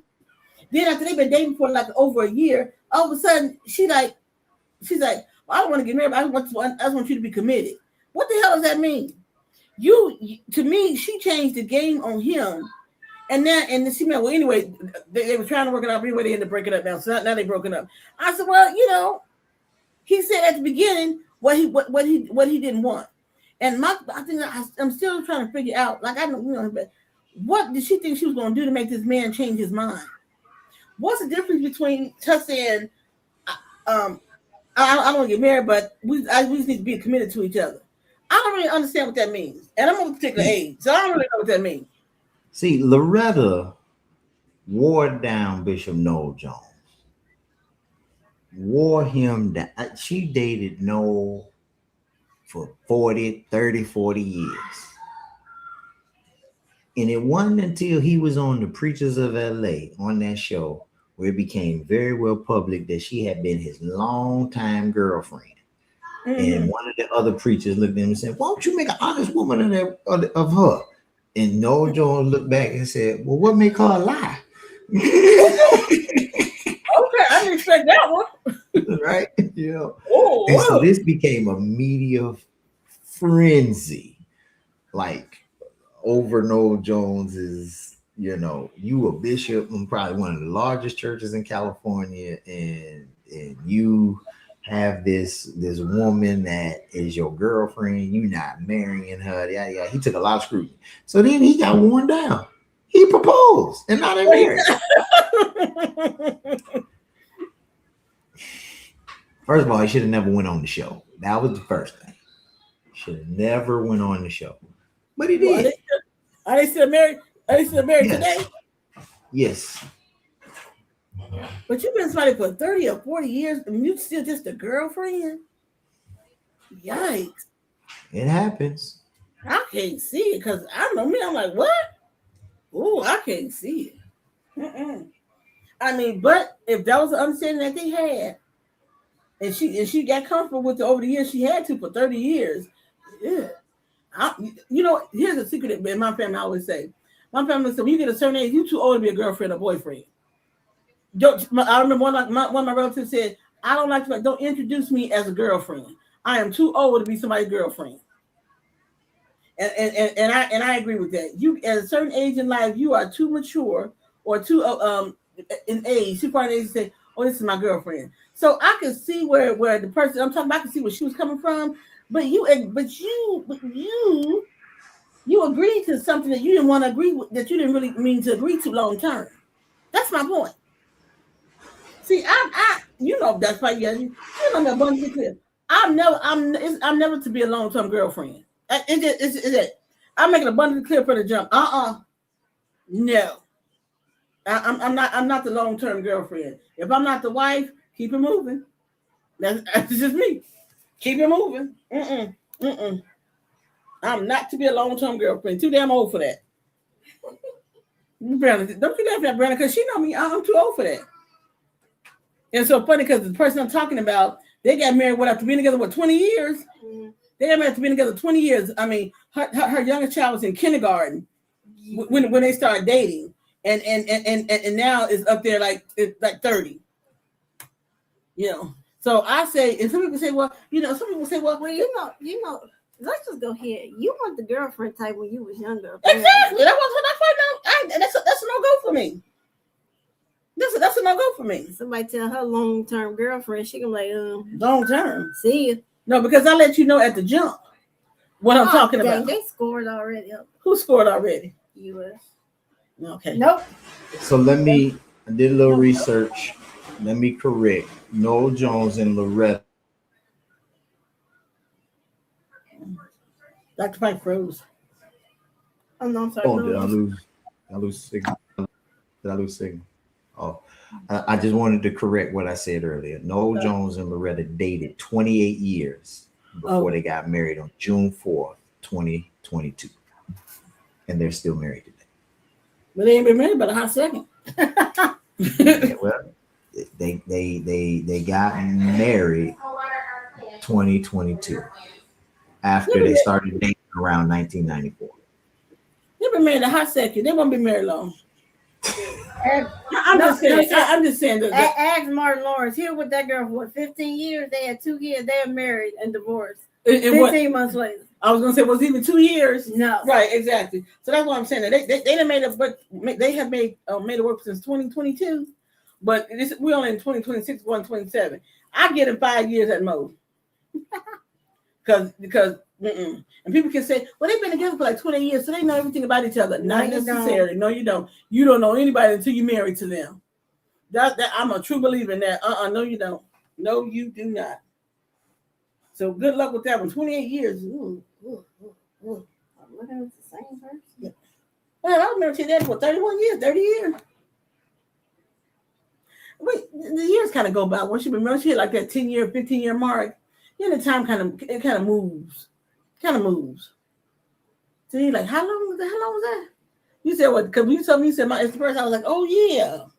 Yeah. I said, oh yeah. She was like, oh yeah, I forgot. How many years was it been? 34? If you still have me on celebrate, 37. 37. Oh damn, you made it worse.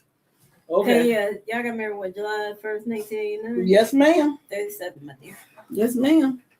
Yeah, you wouldn't have made it. I was gonna say we wouldn't have made 37 years. I'm gonna be honest. Cause he would go 8 years. Yeah, y'all. Yeah, we wouldn't have made it 37 years. I'm gonna be honest. Yeah. I'd probably divorce him when he hit that 30. After he hit that 30-year mark. Yeah, I probably would divorce him. Like I couldn't take no more. Yeah. So to have 30 years on your belt and divorce. Yeah, that's fine. You know, I know people who married 30 years and obviously you got to start all over again. Okay, that's fine.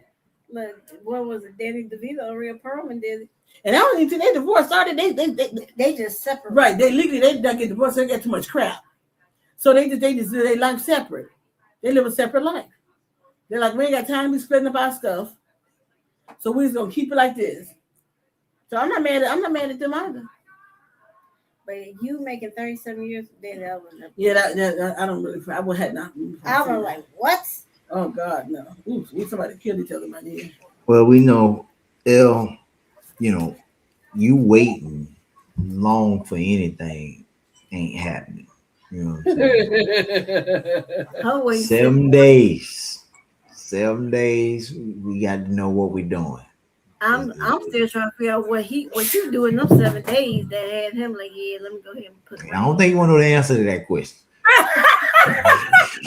You want to know the answer?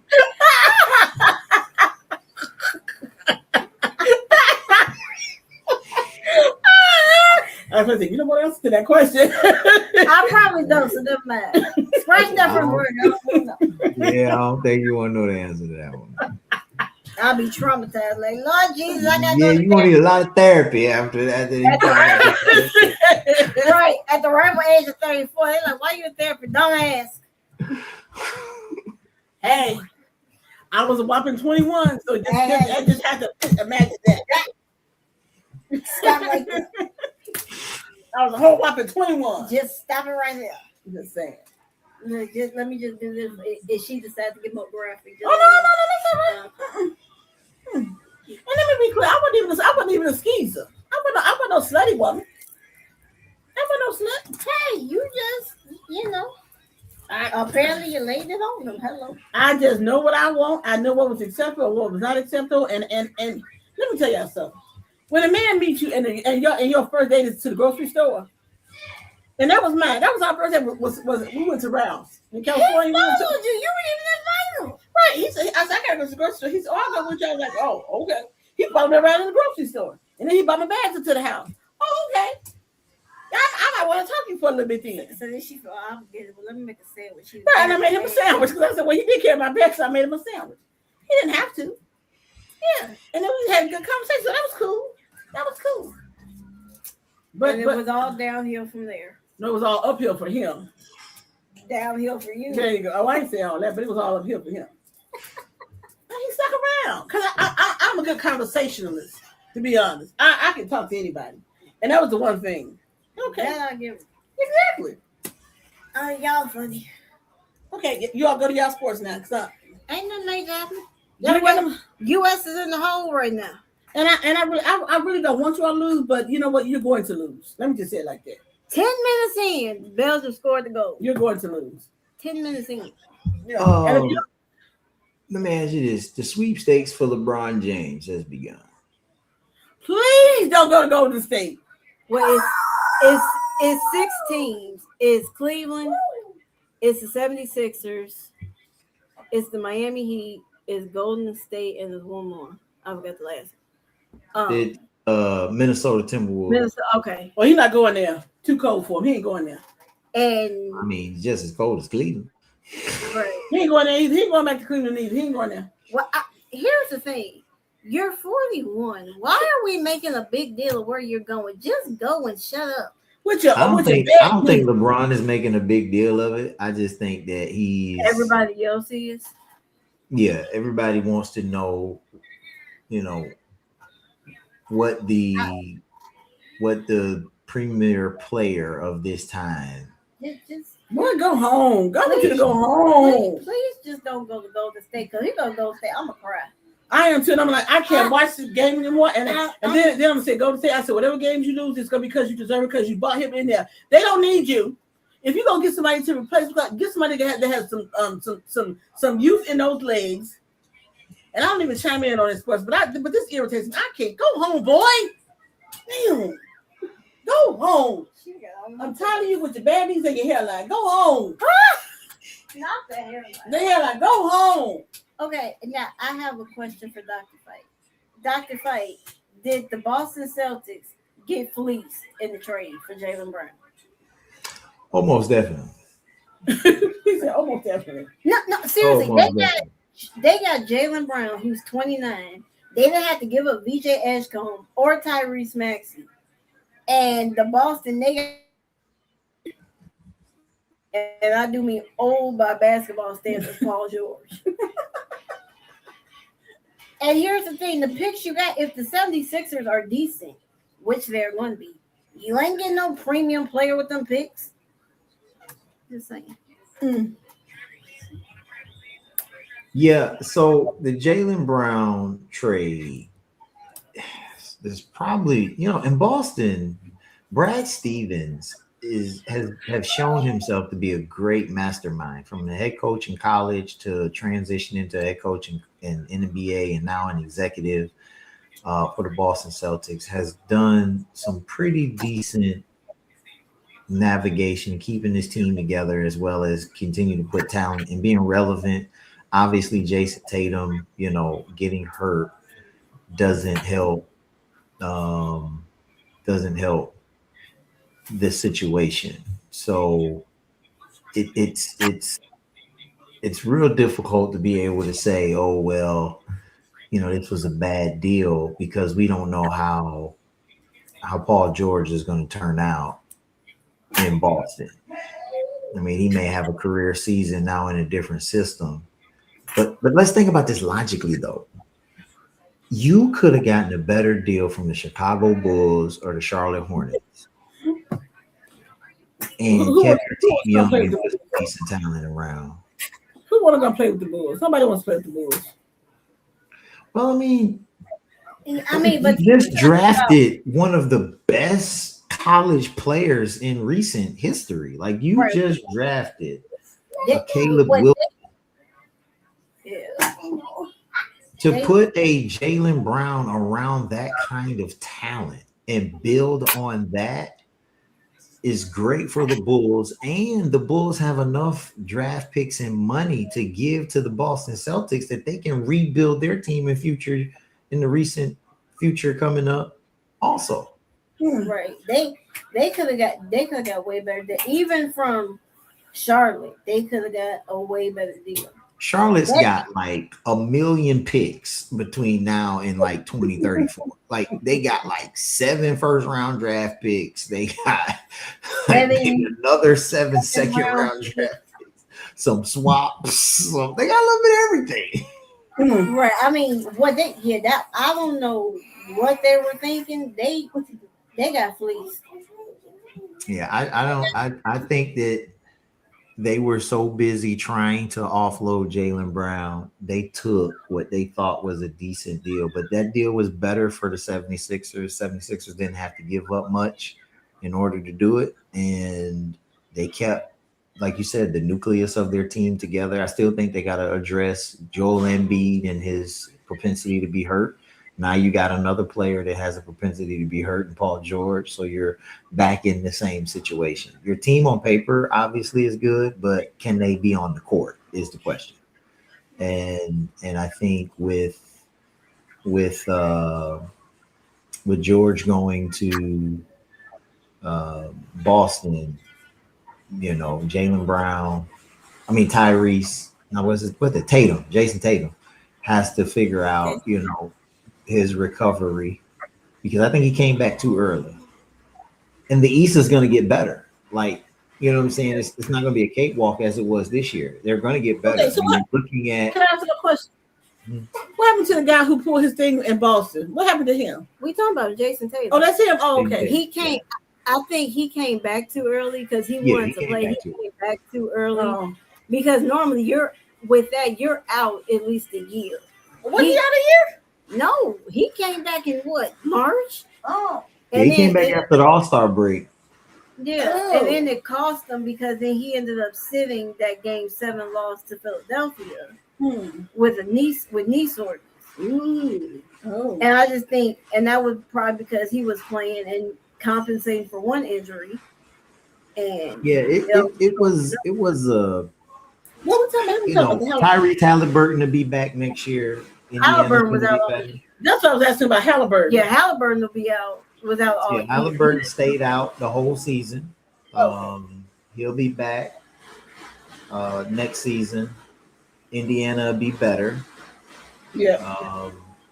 So that's another team added in the mix of all of this. What's going on? You got another All-Star player coming back. Obviously the Dallas Mavericks, they're in the West though, but they'll be better with Kyrie Irving coming back, and with their rookie of the year, which I didn't think he should have been the rookie of the year, but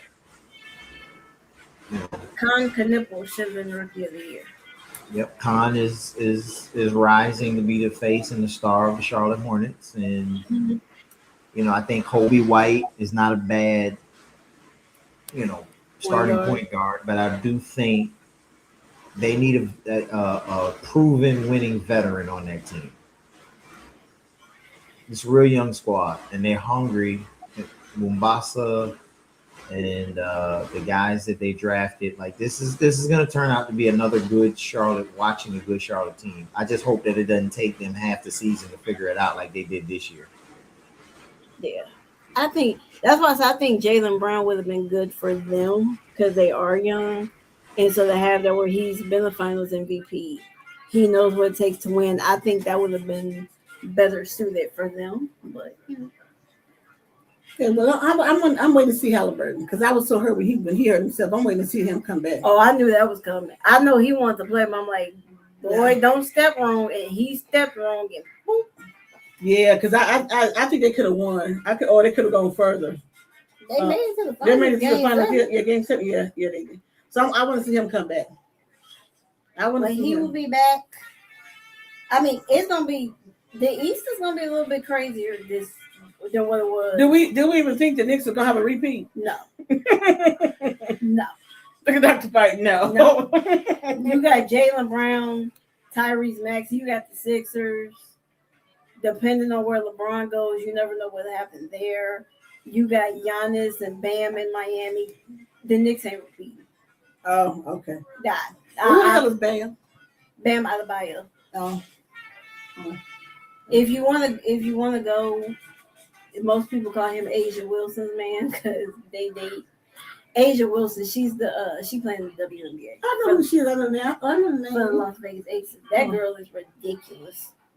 I watched the Aces just to watch her play, and she ain't played the last couple games. She out hurt. Oh. But I tried to watch the WNBA. I just can't get into it. I can't do it. Speaking of that, they extended the season to 52 games next year. They voted to extend the league, not this year, obviously, but next year they extended the league to 52 games. What y'all think about that? That's good for them. Well, how many games is it normally? they played, 44? I mean, for the men. 82. Oh, we got ways to go to get to that one. Oh. But yeah, And maybe extending more games will mean more money.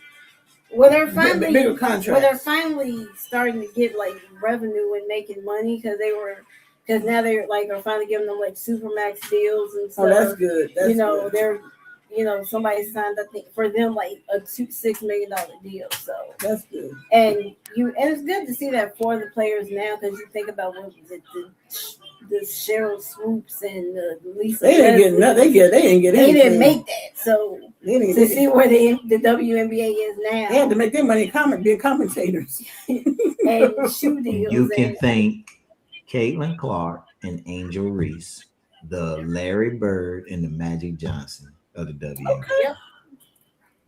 I like that. They got it. but Because yeah, when the NBA was faulting and failing with revenue, well, here comes a college rival where Magic Johnson and Larry Bird met in the national championship and becomes the 1 and 2 players picked.